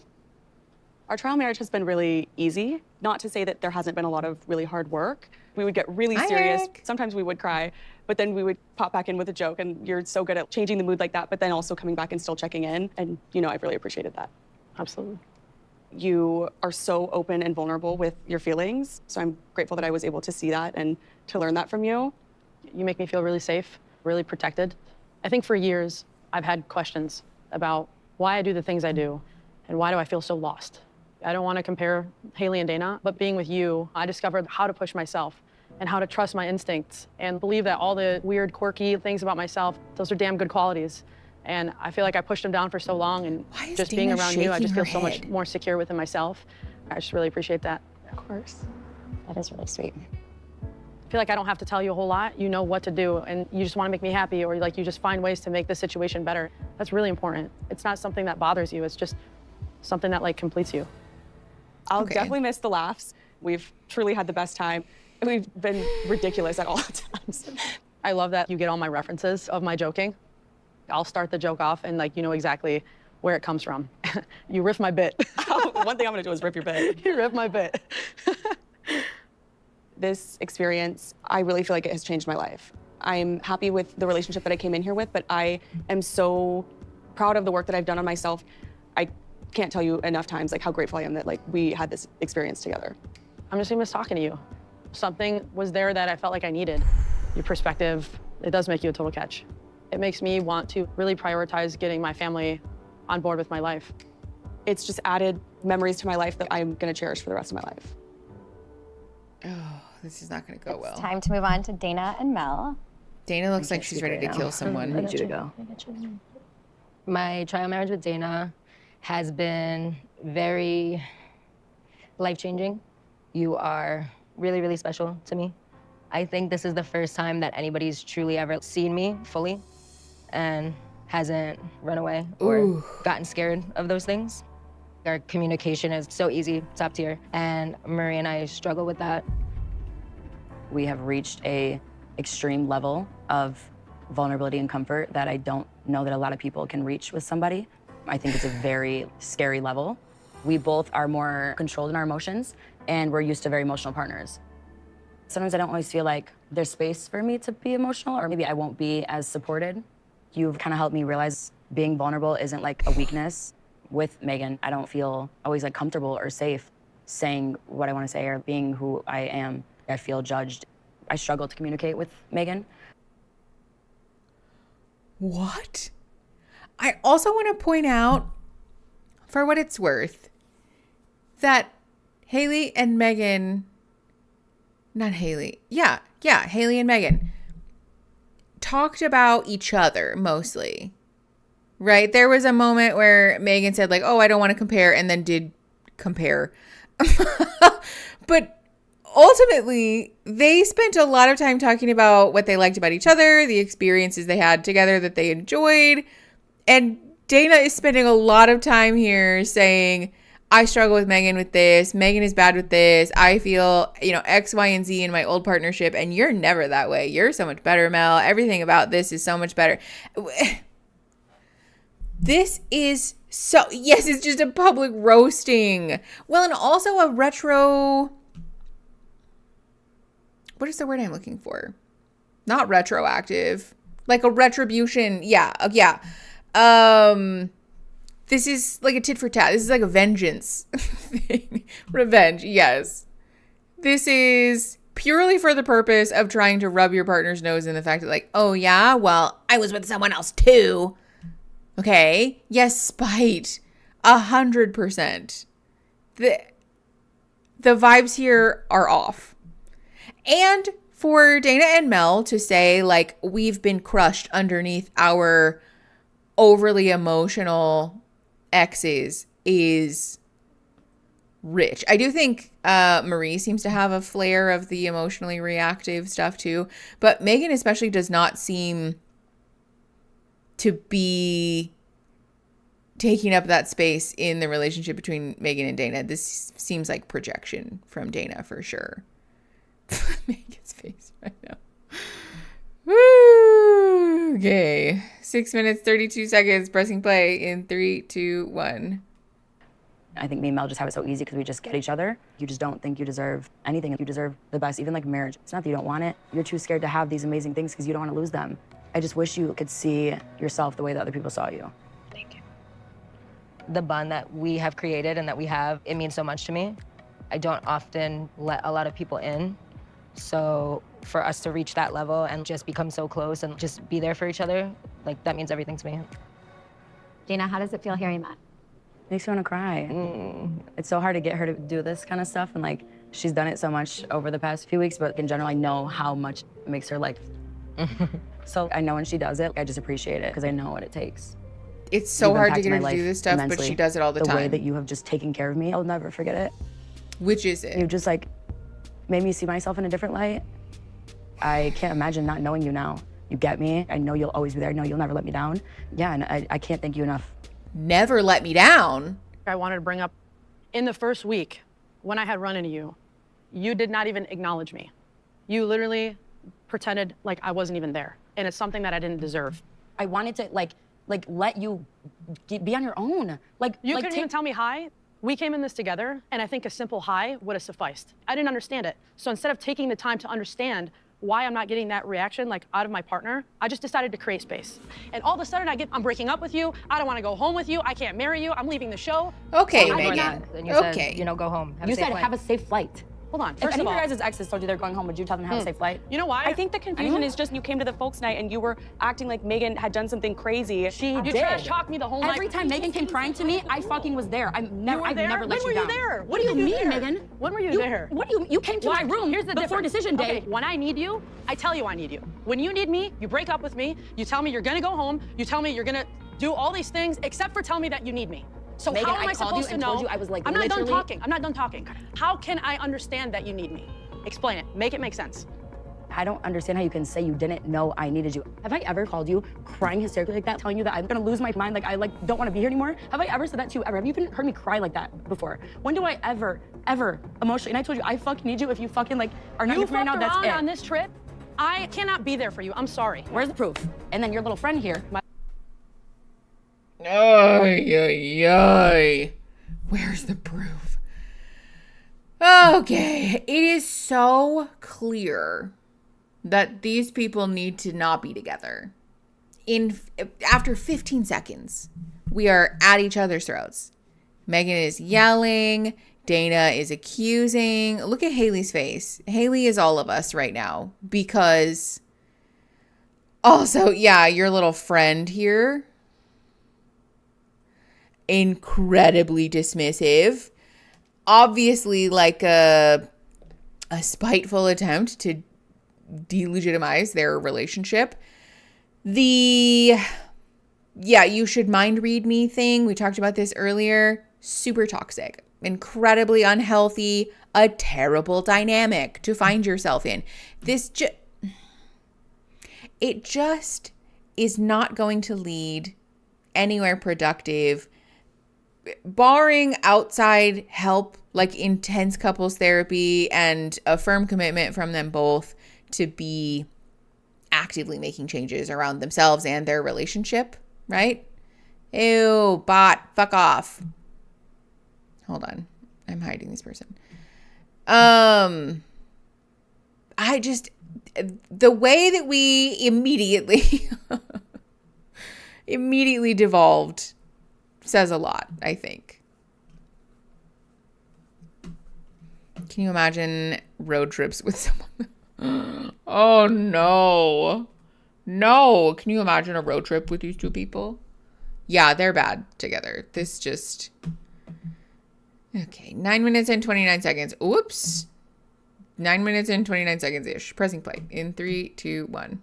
Too. My little friend here? Yes. Let me tell you something. Haley, you went up to Marie and told Marie that you have proof that me and Mel are fucking. Please, I did not say that. Now, you didn't? Before we get Marie? there, I don't care. So anyway, back to the receipts. So that's where I can definitely clarify, and I think I left things too vague with you. I heard out what Dana was having to say about her experience and how it, made her feel some kind of way. I wanted to clarify with Marie that seemed very suspicious to me, that I was thinking that there is definitely something more to the story that I'm not understanding.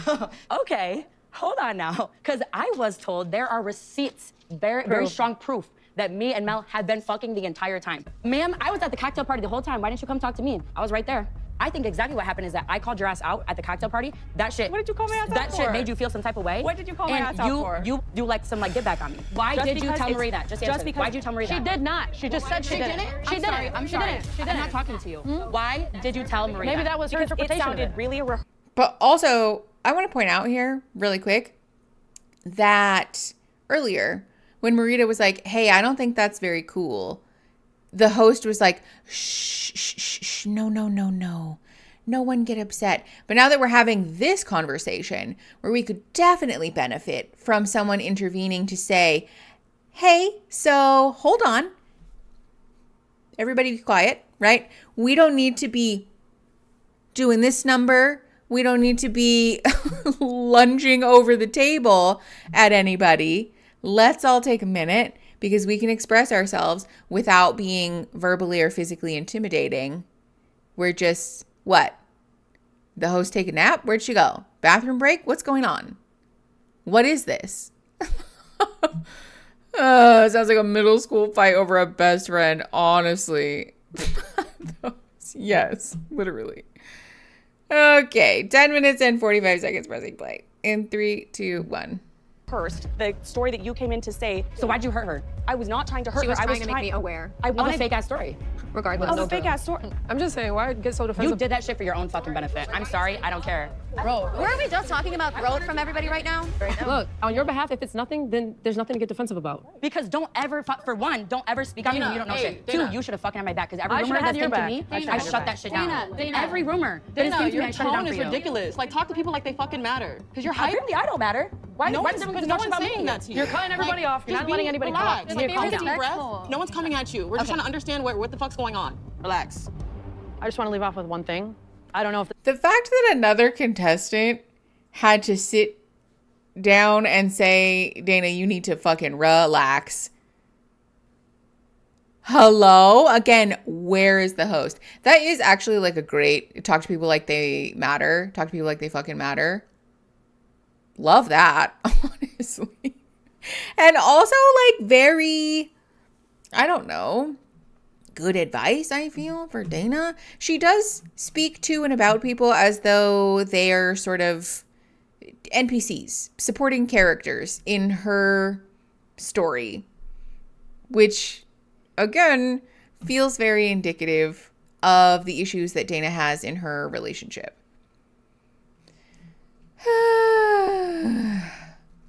Hold on. Oh, hold on. My YouTube is fucked up. Hold please. My YouTube studio is fucked. It's not showing me your guys's comments. I was like, wow, chat's being really quiet. You're not. I can see you guys over here. I know, my eyes jumping out of my sockets. Clearly me too. The drama makes good TV. I know. You know you're in trouble when AJ is the voice of reason. Literally. The thing about this that is especially interesting is Dana saying, oh, well, I don't matter then. No one said that. And the, the energy here being very much that Dana is being specifically victimized and that everyone else is in on it, kind of. Speaks to, I think, the core issue that's causing Dana to behave this way, right? There's a very, like, I have to take care of myself.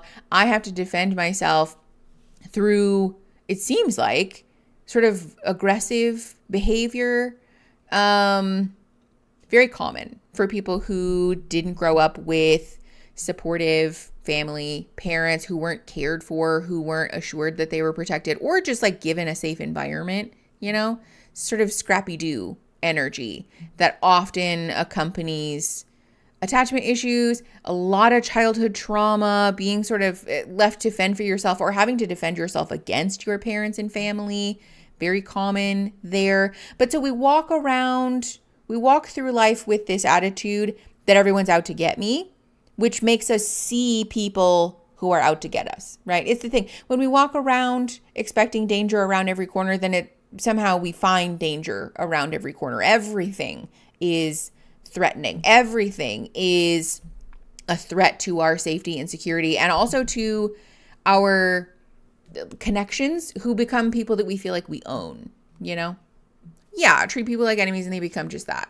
Definitely it's that. Hi, maybe. That's very nice, Christine. Thank you. Yeah, don't forget to like the stream, everybody. Okay, 11 minutes and 37 seconds. Pressing play in 3, 2, 1. This is a sign. Haley and I were sitting in our bedroom, and all of a sudden, the TV turns on, it goes to Spotify, it logs in on both of your accounts. And it's so strange. It was the weirdest thing I've ever seen in my life. Because we tried to connect our phones, and you needed an approval. Both of your accounts opened up, and all there's been was sex playlists. You have one private playlist that you guys created together, and on your account, you opened the album that you made for me, and you took all of the songs that you created for me, including our song Together, and you put that on your playlist together. Okay. And I don't appreciate that at all. Heard. Okay, babe. Understood. After all of that, don't you speak on me. How dare you accuse me? Never, you don't know shit. There's no receipts.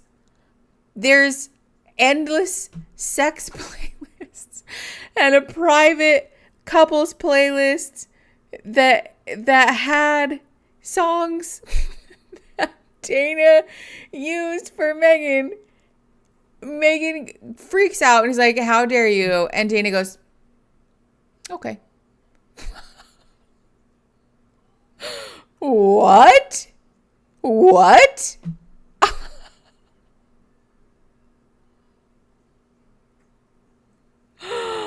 Oh my God. The private sex playlist. Also, if you're gonna fuck around, if you're gonna like violate these very weirdly monogamous boundaries in a situation that is arguably sort of ethical non-monogamy, in my opinion, unethical non-monogamy, in my opinion, you don't want to name the playlist something else. Oh, it does smell like producer meddling. That is so true. Caitlin, it probably is that. They definitely hooked up Dana's Spotify to Megan and Haley's TV, because I know this is all on film. Why would you lie? There's literally footage of you getting nude in your apartment. Like, you're literally naked. This episode brought to you by Spotify.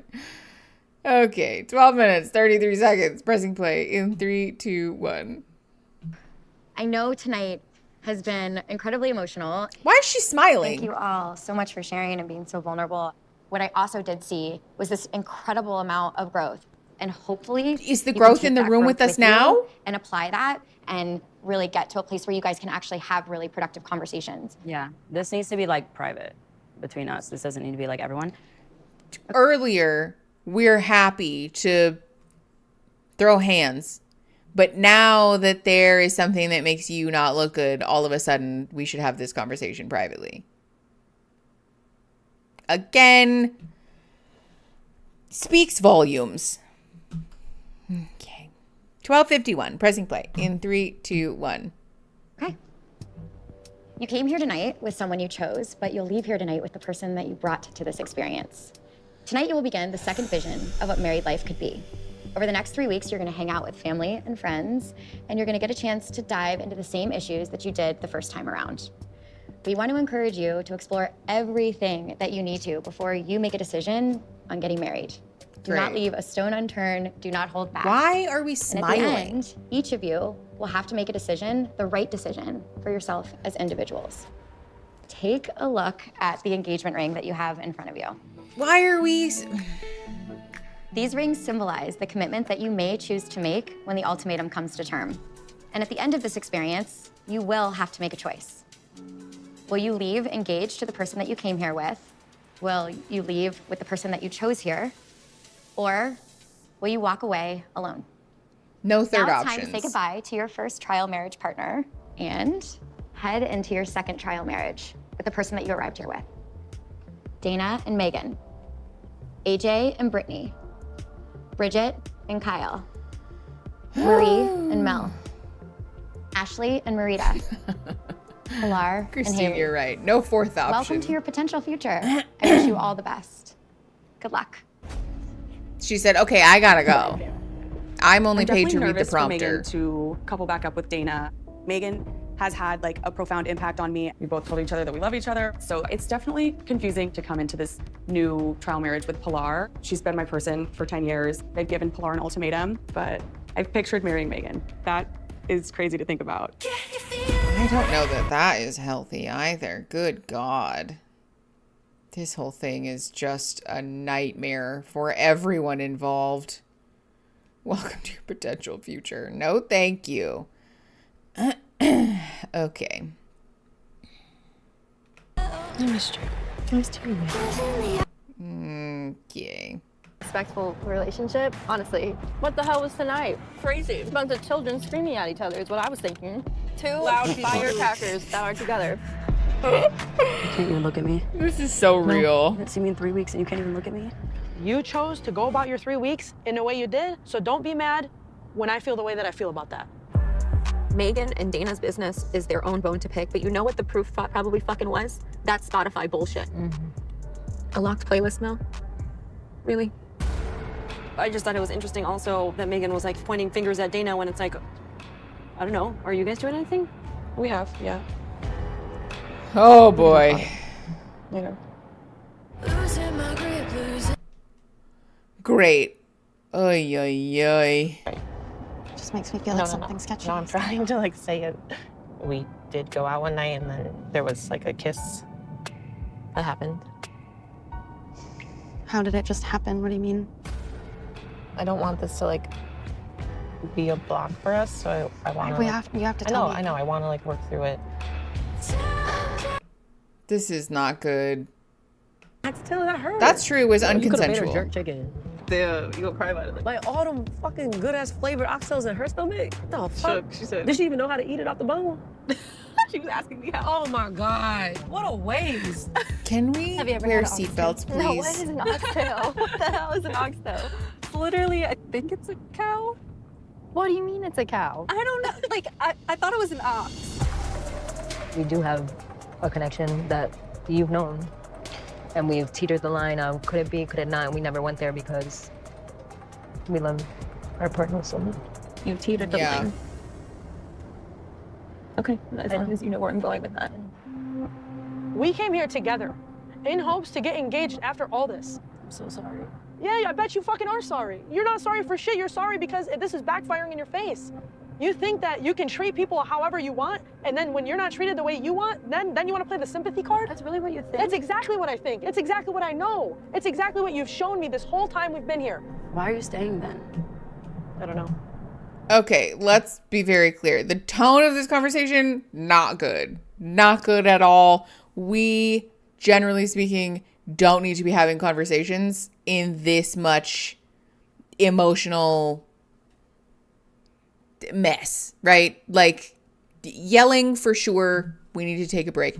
And I do kind of understand, I won't lie, why Megan at this point has kind of had it up to here, because the yelling, the accusations, the don't you dare speak on this, how dare you accuse me, your little friend, and then to find out that there's a Spotify playlist with all of this stuff, and now all of a sudden Dana is like calm and quiet and reticent and boop, boop, boop, boop. Like, which is it, right? Either somebody is slandering your reputation on complete false accounts, or you did in fact fuck around and you're very sorry about that. Like, pick a side, pick a struggle. What is an oxtail? That is really funny, honestly. Yeah, no, Dana and Megan, Dana for sure is the rules for thee, but not for me thing. Okay, let's keep going. Sorry. 1830, pressing play in 3, 2, 1. You're done. We don't have a future. I really don't think so. I mean, fair A enough. 4-leaf clover. Are you matching? Are you fucking kidding? You got a matching tattoo. I did, yes. Why is she She's gonna be smiling? a part of my life forever now, isn't she? I'm not interested in. Mel was like, you can't really see. You can hardly see, but I'm pretty sure that was a little goofy smile. What on Do it earth? with myself right now. Why don't you sit with me? Yeah. It's weird having you on this couch. Yeah. Dana and I have a very strong bond emotionally, but I think like the best thing for me to do right now is really try to give my everything to Marie, the person who's been here for me for 4 years. It's all about where we go from here. There's a lot on the line for everybody. Why are we smiling? How is this happening? I didn't know if I would be. Tonight was really hard. I'm very disappointed in Haley. I know that you and Dana are not the bad guys, and I believe you. I trust you. What? What? We're disappointed in Haley for expressing to you concerns about whether or not something has happened that violated the boundaries that you came into this experience with. We're choosing to believe Mel in saying that nothing sexual happened, even though there's a playlist that has a bunch of sex playlists, or Spotify that has a bunch of sex playlists on it, and that your partner just cheesed in your face saying that they got matching tattoos with this person. If this doesn't speak to the severity of dysfunction in the relationship between Mel and Marie, I don't know what does.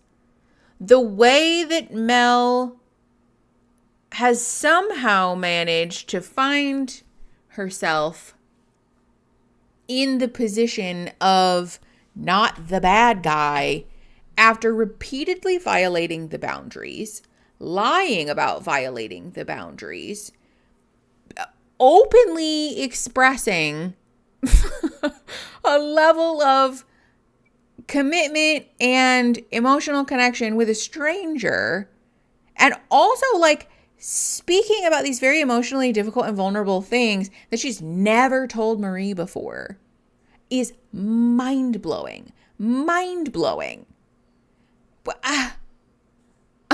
I'm so confused. Yes, Christine, as soon as the matching tattoos came to light, the Carter would be opening. Yes. Honestly, I would be like, you need to let me out of this car for the safety of everyone in it. Because if I found out that you got matching tattoos and violated a boundary that we agreed on, I'm out. I'm done. And for the safety and well-being of everyone, I need to leave. No one needs to hear the things that I'm thinking because they're probably mean. Those are things I need to keep to myself. So for everybody's emotional safety, I'm just gonna go. We can just call it here. I'm gonna journal instead, because what on earth? This is so dysfunctional. Oh, I feel so bad for all of these people. Marie seriously needs an advocate. Okay, we're just gonna watch a little bit. We're just gonna watch a little bit more. All right, 20 minutes and 1 second. Pressing play in 3, 2, 1. I'm excited to see how you've, I want to say, grown in this experience. We sometimes lack passion because, we're always working. I did mean what I said about being seen and heard. I think that is a non-negotiable for me. Sometimes when I speak, I feel like you kind of, yeah. How is Mel in the position to be issuing directives about non-negotiables? What? I feel as though I'm losing. Am I wrong? What did we just watch?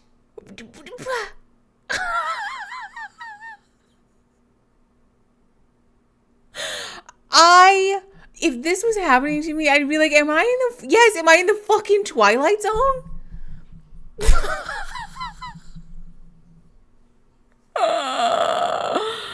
I can't even believe the way that Mel is so confidently issuing non-negotiables right now would have me like looking directly into the camera that's in this room and be like, can I get a playback, please? What? No. Okay, 20 minutes and 30 seconds. Pressing play in 3, 2, 1. You've said this before. I didn't mean to disregard you. So that's very important for me, for our trial marriage. And I would like to see you find your voice, to be confident in whatever it is you do. And I'd like to help you get there if I can. And Dana tonight was talking about your self-worth. I see that. I get that. You are worth so much. You are worthy of all of the love and all of the passion. And it really kills me that we went 4 years. Pause really quick. Eris Luna, very excited for you. Thank you for the update. I'm glad that it went well. And congratulations, friend. Aren't you excited for the reunion? Yeah? I do feel like I'm being gaslit by association. It's like we're just not acknowledging anything that just took place. Like we're completely disregarding everything that just happened. And Mel's just like, so anyways, what I want. Oh yeah. All right. 21:15 pressing play in 3, 2, 1. You don't feel worthy. Hurts me so deeply to my core that you say you have never felt seen. Yeah, that's mean. You and Dana, I can see it. Like this connection that you guys have. All I can do is take it in now, but I am very scared of what this looks like tomorrow and the day after. I feel like Marie is panicking out of a fear of being left and is now playing catch up. Oh, here we go. I can't even believe who you are. You didn't tell me it was a matching tattoo until I asked. Hey, do you realize how much there is to unpack still? Really? We said that if we made it out of here together, we would get matching tattoos. You would get matching tattoos with Mel? You always say we're gonna do something that we don't. I can't believe I wanted to marry you. You are not who I thought you were. And for a second, I was gonna open up and give you a fucking chance. And you continuously break my heart. You break my fucking heart, Dana. This is so shitty, dude. Oh. Not until she asked. The level of betrayal that's taking place is relationship ending. Like, we're done. Let's wrap it up. I just don't.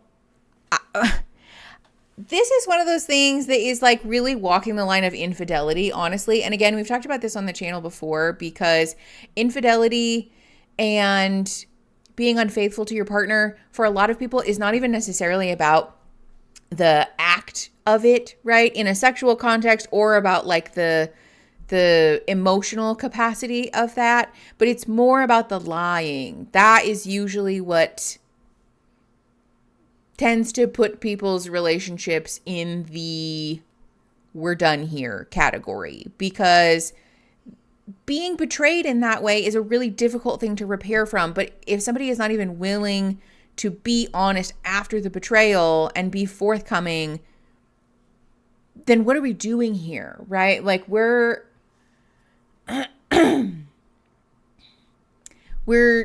continuing to commit ourselves to the betrayal instead of saying so sorry. I realize that I fucked up and I'm coming clean. From this moment forward, we are on the path to reconciliation. Dana seems to just sort of be continuing to commit to teeny tiny little acts of betrayal, which is mind-blowing to me. I literally dreamt my partner got a tattoo without inviting me, and I woke up crying. If I found out that Aaron got matching tattoos and didn't tell me until I asked, that is like...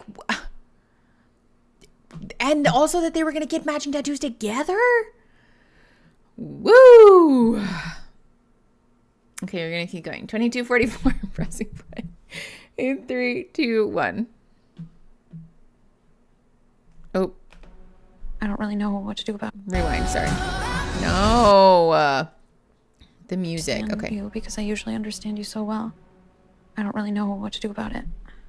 Fair. I feel terrible that something physical happened. I know that didn't need to happen, and I didn't want that to happen. I feel awful, especially knowing for me, like, it didn't mean anything. But to me, it's like, if you loved me that much, why did those things happen? Because Pilar forced herself on Kyle. Thinking of you. I know that I was acting very selfishly, and I think That's what I don't understand. Yeah, and that's what I can't explain because there is no rational reason for it. I think you need to figure out what the reason is. I know the reason. It's me not standing up for myself, not wanting to hurt someone. Because I really don't want to be in a marriage where I feel like you're going to just do whatever to be nice. Like, you don't have to worry about that. It's fine to not be liked by everybody. I know. I realize that 1000%. I don't need the ego boost. I don't need that. Like, I wasn't asserting myself. And I don't want you to have to worry about that. Like, I don't have a wandering eye. I don't need validation from other people. Like, you're the only one that I want. I promise. I'm very fragile right now. I know. I'm sorry. Come here. You just found out that your partner was kissed by someone who forced themselves on your partner. And your response is to say, well, I'm very fragile. What about me? To be fair, I think a lot of what's happening here is that Kyle ended up being influenced by Pilar after that whole experience in assuming that it was fine, right? Yeah, I don't think that Bridget knows the full context of what took place here. And so Kyle is probably relaying the situation in a way that doesn't make it sound like it wasn't consensual, because Pilar sort of heavily implied to Kyle that it was. And so now Kyle is sort of like, oh, well, it's fine. It was my fault. No, it wasn't. No, it was not. But I don't think that Bridget is working with all the information here. I think Kyle seems to accept the blame for a lot of things. Yeah, exactly. Pilar convinced Kyle that that behavior was okay. So now Kyle is taking responsibility for having violated their boundary when that is not actually what happened. 24-23, pressing play in 3, 2, 1. Oops. Oh, never mind. It is muted. I look at you as this perfect person. I forget that I don't want you to make mistakes too. I can't live up to that. I know. Hi, Pizza Eggy. I'm sorry. Hi to your therapist. But I'm like learning from my mistakes. And I just hope that you like be open to me. I'm gonna try my best. Kyle. You know me. You know I'm super empathetic, and that the second you start crying, I'm gonna like fold. And I'm not trying. I'm not saying no. That's not what I meant. I'm trying to say I don't want you to think I'm being callous for not like crumbling. I'm just trying to like also stand up for my own needs. Okay. And be able to express myself. That's good. Sort of. I still love you. You do. You still want to be with me. And I don't feel like I've ever looked at you differently. Good. I want you to know that you do know me. And I really don't want to talk about the past anymore. Me neither. I don't think I want that's to focus very on us. helpful. That's all that matters. You wish on it anyway. I don't like this situation whatsoever. Oh, I feel really bad for Kyle, honestly. I feel like Kyle ends up being kind of the scapegoat most of the time. Like, Kyle is obviously very different from you. She's a very watered down version of you, I would say. You know, sure, she is obviously She's the like LaCroix. more... I'm the Four Loko, right? She's so go with the flow and she's so... That's very mean. That was really mean. For Pilar to sit there and say all of these kind things about Kyle and then in private talk about Kyle being like a counterfeit version of Haley is really mean. And to laugh about it. Ugh. Oh my God. Okay, 26:38. Pressing play in 3, 2, 1. agreeable. And it felt weird because I do take a passenger seat a lot. It just made me realize if this is how I feel, how did Haley feel? I think it's been hard for us to change those roles since we've been so stuck in them. It was nice being paired up with Megan because we were able to get past so many of the basic issues and build the safe space to talk about really deep things. Both of us were not willing to go back to the way that we had been living before. We recognized there was work to do on ourselves, and it was hard. And so we really went through that. And then we agreed that, of course we were attracted to each other, but we had both agreed that... Of course. Say that in your choice speech. Should we have? You and Kyle didn't have to say that you were attracted to each other for us to know that that special bond was attraction. Jesus Christ. Did you guys cuddle? We cuddled. Night one? We did cuddle night one. Yeah. Just curious. We decided that if you and Dana were feeling the way that Megan and I were feeling, we felt you guys would have had regret coming out of it if you didn't explore whatever it was that you wanted to do in this experience. Framing this as though it's like an act of altruism, like, oh, well, we thought about you guys, we knew that you would regret it, is not helpful. It's fine. This is the thing. If you have strong convictions about, I feel like I'm going to regret not fully exploring potential romantic or sexual attraction, so therefore I want to explore it, say that with your full chest. Be honest, be willing to walk through a conflict if it means being faithful to your convictions. To frame it as an act of fake altruism is dishonest, though, and it's a way of trying to sort of slink out being blamed, which is only going to create further problems in the relationship, especially if we're in this situation where, like, we're going back to our original partners, we're going to try to work through our shit and really clean house. Then this is a great moment to not be committed to past patterns where we're trying to sort of like wriggle our way out of being blamed or judged. That's not helpful. This is a great thing to be aware of in our own selves, by the way, because sometimes we do this where we try to avoid hurting people's feelings by making it about someone else. Don't do that. Just be honest. Be kind. We can be kind. We can be empathic and also honest. This is not it.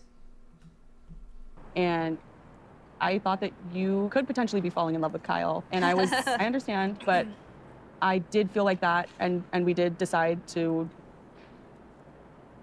cross that line.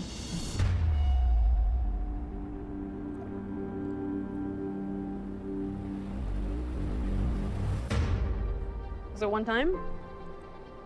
It was not Why one does time. that matter? Can I ask how many? The draw to have all of the nitty gritty gory details about this is not helpful. I really want to, sometimes, especially like in an infidelity situation, we convince ourselves, oh, I need to know everything about it in order to feel better. Sometimes having details about it can be helpful, but oftentimes it's sort of immaterial, right? This third degree, I don't know that is really going to lead to anywhere good. Punch card. Yeah, don't ask questions that you don't want the answers to. Exactly. All right, 2858, pressing play in 3, 2, 1. Will that help the conversation? Okay. I wasn't like counting every time. Like, do you have an emotional connection with her?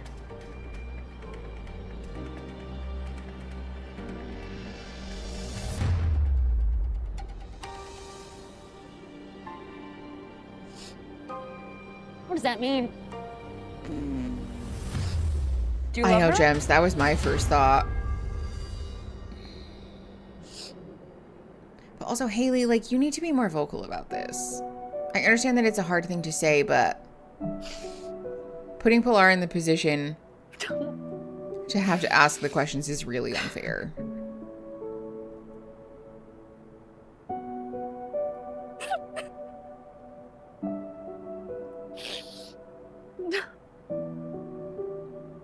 Fair. But I don't know again, what to do with this information. you can be nervous and also honest. Please don't touch me.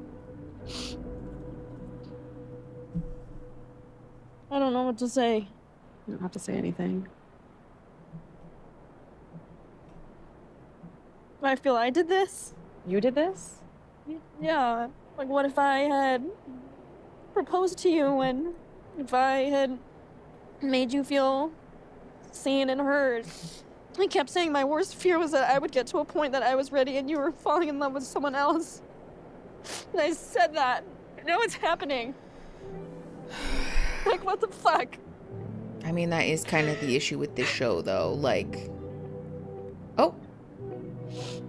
I'm sorry. Were you manifesting? Is there a broken pot on the ground? It's also that, I don't know, orientation is really unhelpful. They're like, well, what if I had just, what if, right? But you didn't. And that's the thing. Like, you weren't ready. And being honest about that, being firm in that is not a bad thing. To say, like, well, this is my fault that you behaved this way is sort of blamey. That's not your fault. You're not responsible for other people's objective behavior. The truth is that Haley and Megan made the choice to be physically and emotionally, and I'm assuming sexually intimate with each other. That was a choice that they made independent of all of these things. And so that's their business, right? Like, we don't need to do the thing where we're sort of like, well, but this is my fault because blah, blah, blah. Like, what if I had just... Maybe things would be different. I don't know. But to try and assign a blame for that is... Yeah, exactly. It's like saying that someone's the reason that their partner cheats. That sucks. That was their choice. I don't think that Haley and Megan made a wrong choice, to be clear, but that was their choice and that's on them. That's their responsibility to own, not Pilar's. This show feels like punishment for the partner that isn't ready to commit to marriage. Yes. Well, sometimes it's punishment for the partner who wants to commit because then things backfire, you know? I don't even want to know what's going on in Discord chat. Okay, 3140, pressing play in 3, 2, 1. It's muted both for music and kissing noises. I'm gonna keep your hands off a me. rabbit. Fuck out of here. I'm gonna get up on this heating pad. This feels nice.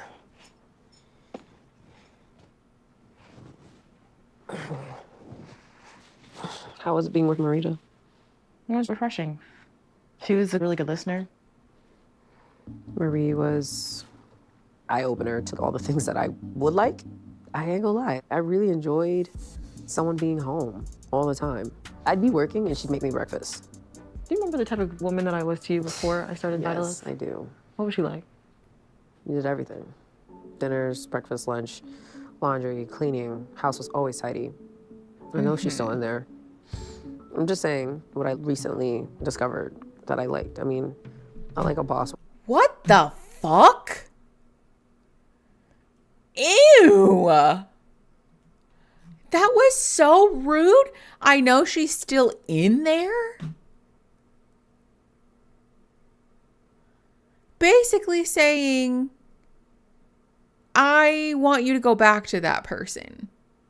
Yeah, it does sound like I want a maid. Because these are all acts of convenience and service and practical support. None of these have to do with like being emotionally seen, being validated. It's very, I want a mommy that I can fuck. Very trad wife. That's yucky. Ooh, I don't like that. 3250-ish. Pressing play in 3, 2, 1. Woman, I like, everything that you've been doing. I'm never gonna take that away from you, because just as much as I know I'm your baby, like Vitalix is your baby too. When we came in here, you said... But what? You want to achieve certain things for yourself before marrying someone. And then, I don't know, I just feel like as time went on, you just started focusing, less of how you're gonna be that so we can get married. More so like Brittany needs to give you more reassurance, and Brittany doesn't have time for you. Like that's what you bring up now is what holds you back. Yes, I hear your concerns of reassurance and making time for you. So is it really just that? I think it's both. You loving me is not the question, because I know that. I'm scared that you go through highs and lows. You might say, yes, I want marriage now. And then if I were to propose and we're engaged, months down the line, if Vitalix isn't doing that well, hey, we're gonna have to hold off on this engagement because there's things I need to take care of. That's a scary thought. Yeah, but you were putting us on pause by waiting for something that may or may not happen if you wanted to get to a certain point. There's no timeline on that either. Why That do you keep cannot happen. talking It can't about her happen. Thing with business, I mean, just all of these things are just a flow of life. It's just a risk you should be willing to take, and it's not like I'm asking to get married tomorrow. Like, even though I gave you the ultimatum, I'm not putting everything on you, and you respond to things for a reason, and I'm trying to like be reflective and accountable for who I've also shut up as. And if at the end of this we don't agree, but I'm like trying to really see it from your lens. I appreciate that. It looks like Brittany has fuzz on her lash extensions and it's driving me nuts. I love you. I love you. I just want to wipe them off for her.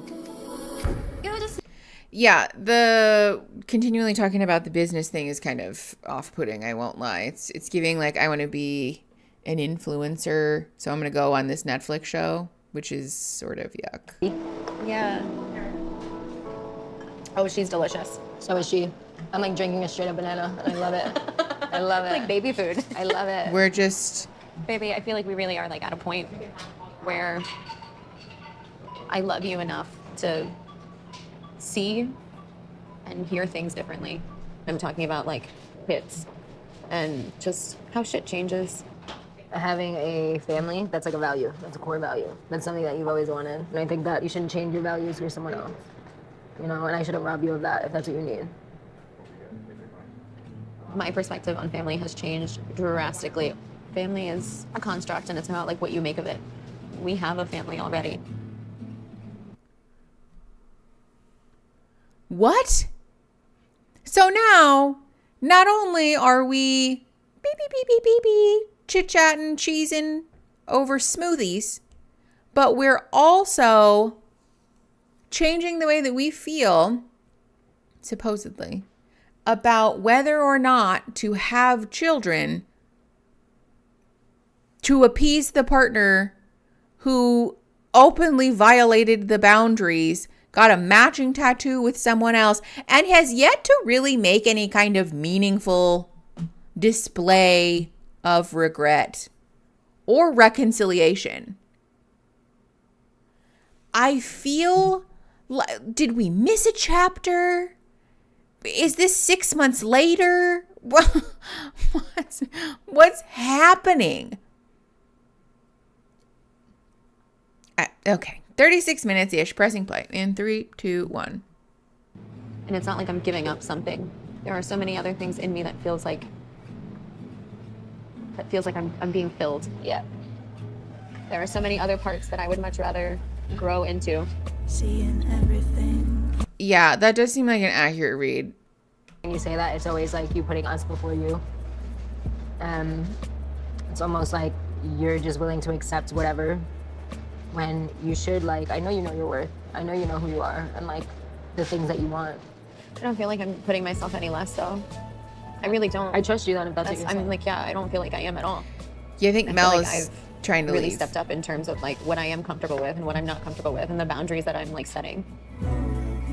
Which are what? You can openly disrespect me and lie to me and I'll just take it? Cool. And a nice juice.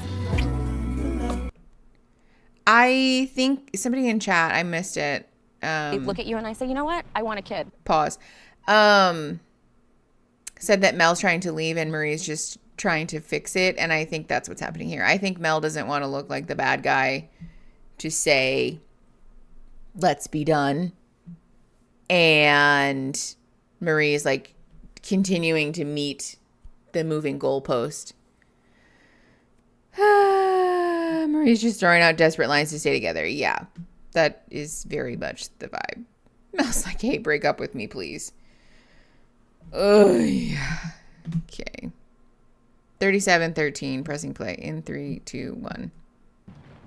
Then that's a conversation that we can have then. You know, I think eventually you will want that no matter when the time is. Mm-hmm. I think that you need to leave space for the fact that you're not the same person that you were 4 years ago. And honestly, neither was I. Neither am I. No matter what happens years from now, I'm really hoping that you and I will have really good communication by then, that it won't come to a surprise, and then I won't have to walk on eggshells to even talk about it. That's the point of choosing each other every day. It's really nice to hear. We're just saying I don't think stuff. there's much more that Marie can do. I think that she's doing everything that I've asked. I think that she's putting in a lot of effort. This definitely has me considering that marriage and kids might not be the worst thing in the world, but baby steps. Her opinions are a little bit malleable at this time. Maybe mine are as well. You love me? A lot. What is this energy? Do you love me? What the fuck, dude? Get crushed. Hell yeah. Baby. Well, that shows you anything how this is gonna go. That's it right there. It sure does. So what are good qualities that you think that you should have in a marriage? I think that you should love Totally each not other every produced or single day. orchestrated. That you should want to share your lives together, every part of it. What about loyalty, honesty, communication? Yeah, Any all of of that those? too. Okay. Do you see that in me? Yes, honey. Like all of them, or am I missing some? You're missing some. Like what? Like showing up. That's not true. I literally do show up. I don't agree with you on that. Just like today was silly. You were like, I bought you flowers, but like, you know I don't like that type of stuff. Do you think maybe I wanted you to buy me flowers? Yeah. So say that. Do you think it's hard? I don't know, because Bridget didn't require all of that. It was definitely way easier. I didn't have to think about that stuff. She just appreciated when I would do small things. I get what you're saying, but to me it's more like, why can't you do it? With Brittany, I didn't have to ask for it. Like, she would just be caring and show up and be attentive to me. I feel like I'm trying and trying, and it's like never good enough, which is why I did this exact thing here. And I was like, this is it for me, like marry or move on, because how much more do I need to do to like show you that I love you? Like, I've never wavered in my love for you, not one time. You haven't shown up in terms of the way that I receive love. Yeah, I didn't go buy you flowers or like a pretty romantic clear. gesture. I've taken you out on dates. You're sitting here just making. This sounds like the thing that people do where they're like, well, I've tried nothing and it's not working. This feels very clear.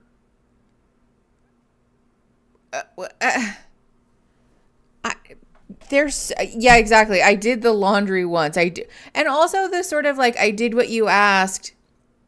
Why is that not good enough type of thing? Like, I begrudgingly threw this bouquet of flowers down on the counter and said, there you go, there's your flowers. Why are you upset now? I think the miscommunication here seems to be the I want you to want to thing, right? Marita probably would be pacified, I suppose, by Ashley. Alice, what is her name? Is it Ashley? I don't remember. By her partner checking the boxes. Okay, it is Ashley.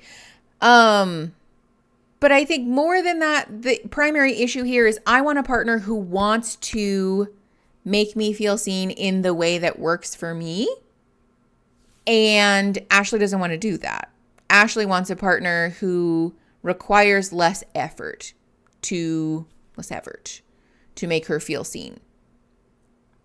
And so this issue feels sort of like a non-starter. Like we don't have anywhere to go from here, because one partner isn't feeling seen because the other partner doesn't want to have to do those things. And so here we are, you know, like something's got to give. And I have a feeling it's going to be the relationship.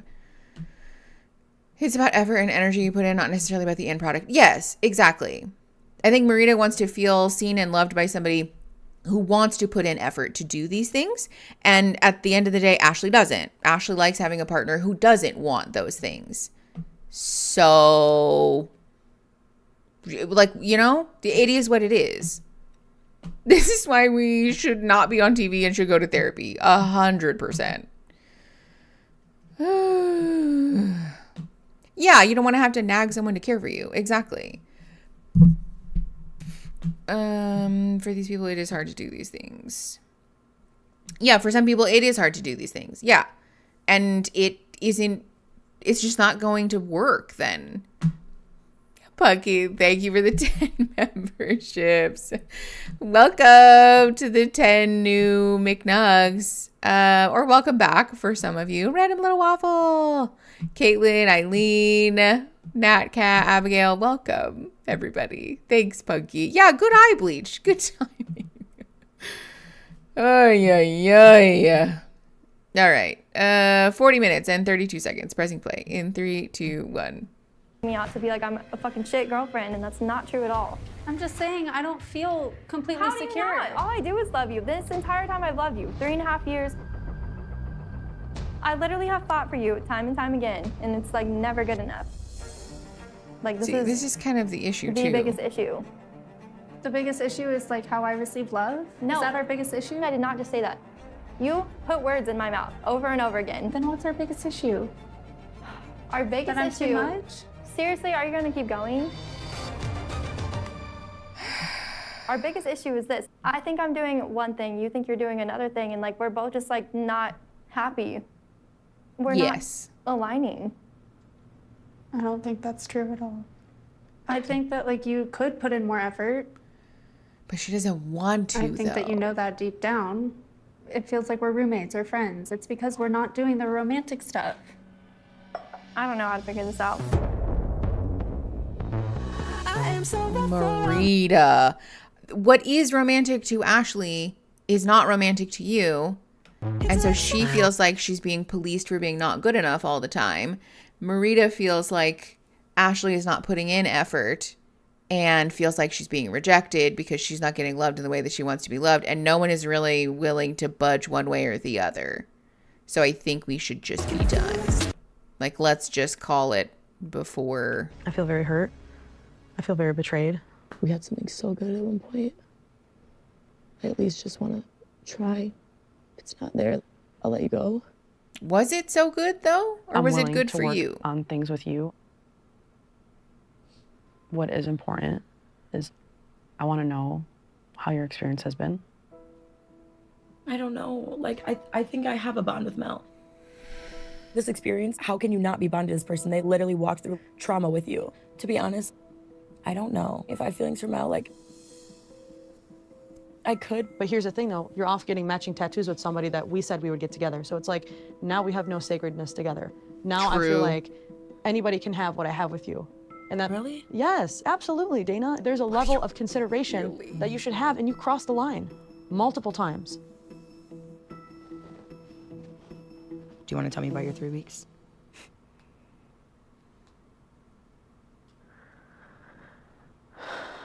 Yeah. Okay. Dana's gonna hit the roof. Haley and I hooked up. What does hooked up mean? Like, why are we calling it that? Everything. Are you serious? Also, why are we leading with that information and not, hey, we told each other we love each other? Wow, do you have some nerve? I've never met somebody who was so similar to me, and it was just different because I don't normally date people who are like that. But I felt like there was just a really like deep connection with Haley, and to be honest, like there was also an emotional connection too. And I feel like I developed feelings for Haley too. So it wasn't just sex. Yeah, this is Dana and Megan. That's Megan. That's Dana. Oh my God. Yeah, bro, I can't. Like, I literally can't with you right now. How could you fucking do this to me? What? Have you told her that? Yeah. Has she told you that? You really feel like that? I feel like truly you could in your heart, you do feel this that? to me. The amount of judgment you passed on me? No wonder you fucking hate me. You've been trying to hate me, so you feel better about your fucking self. Okay, so it seems like the tattoos and all of the performative stuff that Dana was doing with Mel was designed to poke and prod at Megan into manipulating Megan to feel sad and to want to be back together with Dana more than it was out of genuine connection with Mel. Especially the like, how could you do this to me? I understand the betrayal as far as the sex is concerned, right? Like, it seems like everybody on this show sort of has this boundary of like, don't have sex with somebody else. So fair enough. That's a betrayal and that is a traumatic thing. But first of all, the fact that Dana brought Megan here and again, this is like the thing where now you're sort of being punished because you put this series of events into motion and we don't like that. Yes, so don't do this then, you know, like don't. This is the thing I feel with this show that is problematic is that we, as people who are the ultimatum givers, people come onto the show with the expectation that this will make you miss me enough to agree to an ultimatum and get married, except that sometimes it doesn't work out that way. And now all of a sudden we're mad, right? Now you're hurting me for doing the thing that we agreed to do. Not the sex, obviously. That seems like that violated the boundary, so that sucks. But the rest of it, developing an emotional connection with somebody was the point of it. We called it a trial spouse. Also, yeah, that's true. Megan literally begged Dana to leave the show. Literally begged Dana to leave the show, and Dana manipulated her into staying. So, you know? Okay, 45 minutes and 20 seconds. Pressing play in 3, 2, 1. Because you did exactly what you thought I was gonna do, but you did it. I thought I was the bad guy. Oh my God, I'm such a fucking idiot. You're in love with somebody else. How can you be in love with somebody else? After everything we've had, you spent 3 weeks with this person. How does that compare? Oh my God, this is not happening. This is not happening. There must be something. Okay.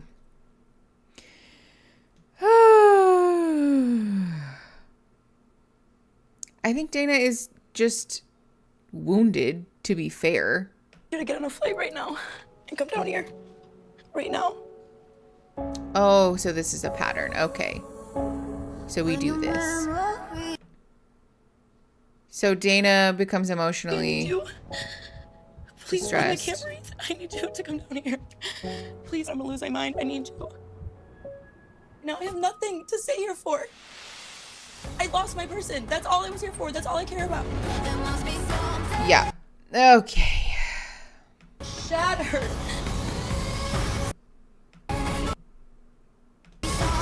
Okay with the music. Can we just... Yeah. Okay. I had a feeling that was what was going to happen. We don't need to watch the coming up. It's fine. This seems like a pattern. I think Dana probably lacks some emotional regulatory skills and then leans on the people around her to help regulate. And when that doesn't work, we hit the roof, right? Which is like a very workable issue, but not if we're not willing to work on it, you know? Oh no, the show's gonna escalate. Do we need to watch the coming up? All right, fine, we'll watch the coming up. And then we're done. The episode's over, we're done. She's always that one girl that's crying on the floor. Oh, I feel bad for Dana in a way because it's very distressing to get your shit rocked by your emotions all the time. It sucks, right? It seems like she does have an anxiety thing for sure. Like we're definitely having panic attacks.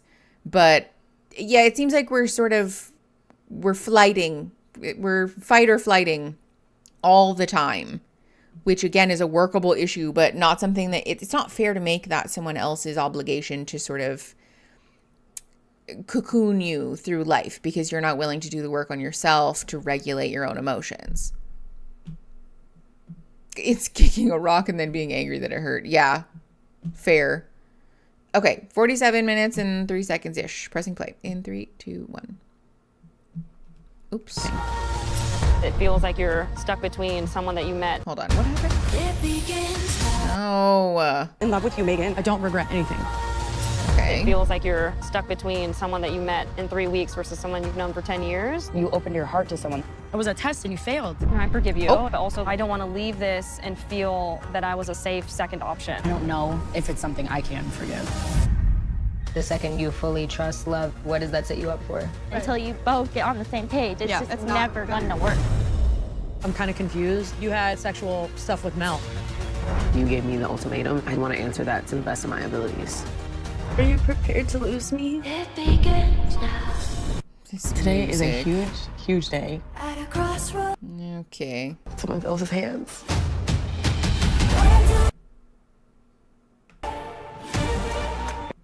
Known, but I think holding this makes me really excited. With the music. Love with someone else hurt Pilar so much, but this is confusing for me to be in love with two people. This And decision also that's will the change show. the course of our lives forever. You do deserve all the love in the world. This is so much pomp and circumstance. I'm going to have your back and love you forever. You mean the world to me. I'm scared of making the wrong decision. Also the song, the Where Do We Go From Here? I know. Ridiculous. Okay, the casting directors encountered Dana and they say view counts. Saw view counts, yeah. I feel like the ultimatum givers on a show like this must think their partner can't do any better than themselves, and then they're shocked Pikachu when it's not true. That does seem like what happened with Dana for sure. The it was a test and you failed thing.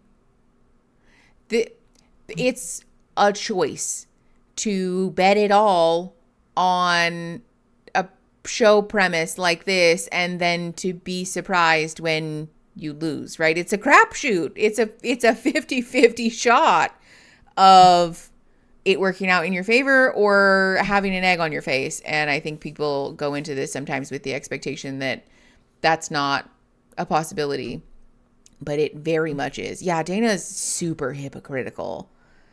Yeah, she did the exact same thing. She like poured her heart out in this letter and all this stuff.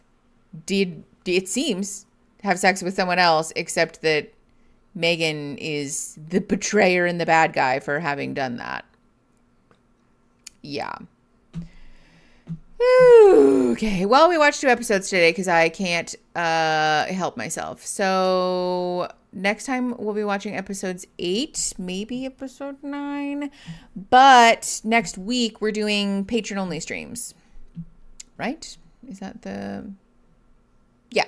So the first Friday of every month we do patron-only streams for the S-Car Gourds and Snack-O-Lantern tiers. So if you want to come hang out with us, we might be doing silly craft time. Maybe we'll play a game together. It's been a minute since we've done like Jackbox or something. So maybe we'll play a game together and hang out. But if you want to join, first of all, join the Snack-O-Lanterns or the S-Car Gourds, either here on YouTube or on Patreon. But also, if you're already in those tiers, make sure that your role is correct in the server, because if it's not, you won't be able to access the room because they're locked. So if you need help, you can open a support ticket. Go to the Snail Support Tickets channel in the server, submit a help request, and the mods can get your role sorted. But I will see you guys next week. Those of you that are in the Discord at the $10 and $25 tiers. And then I'll see everybody else the following week for the next episode. Snaport. Yes, exactly. Bye, everyone. Love you all so very much. We'll see you next time.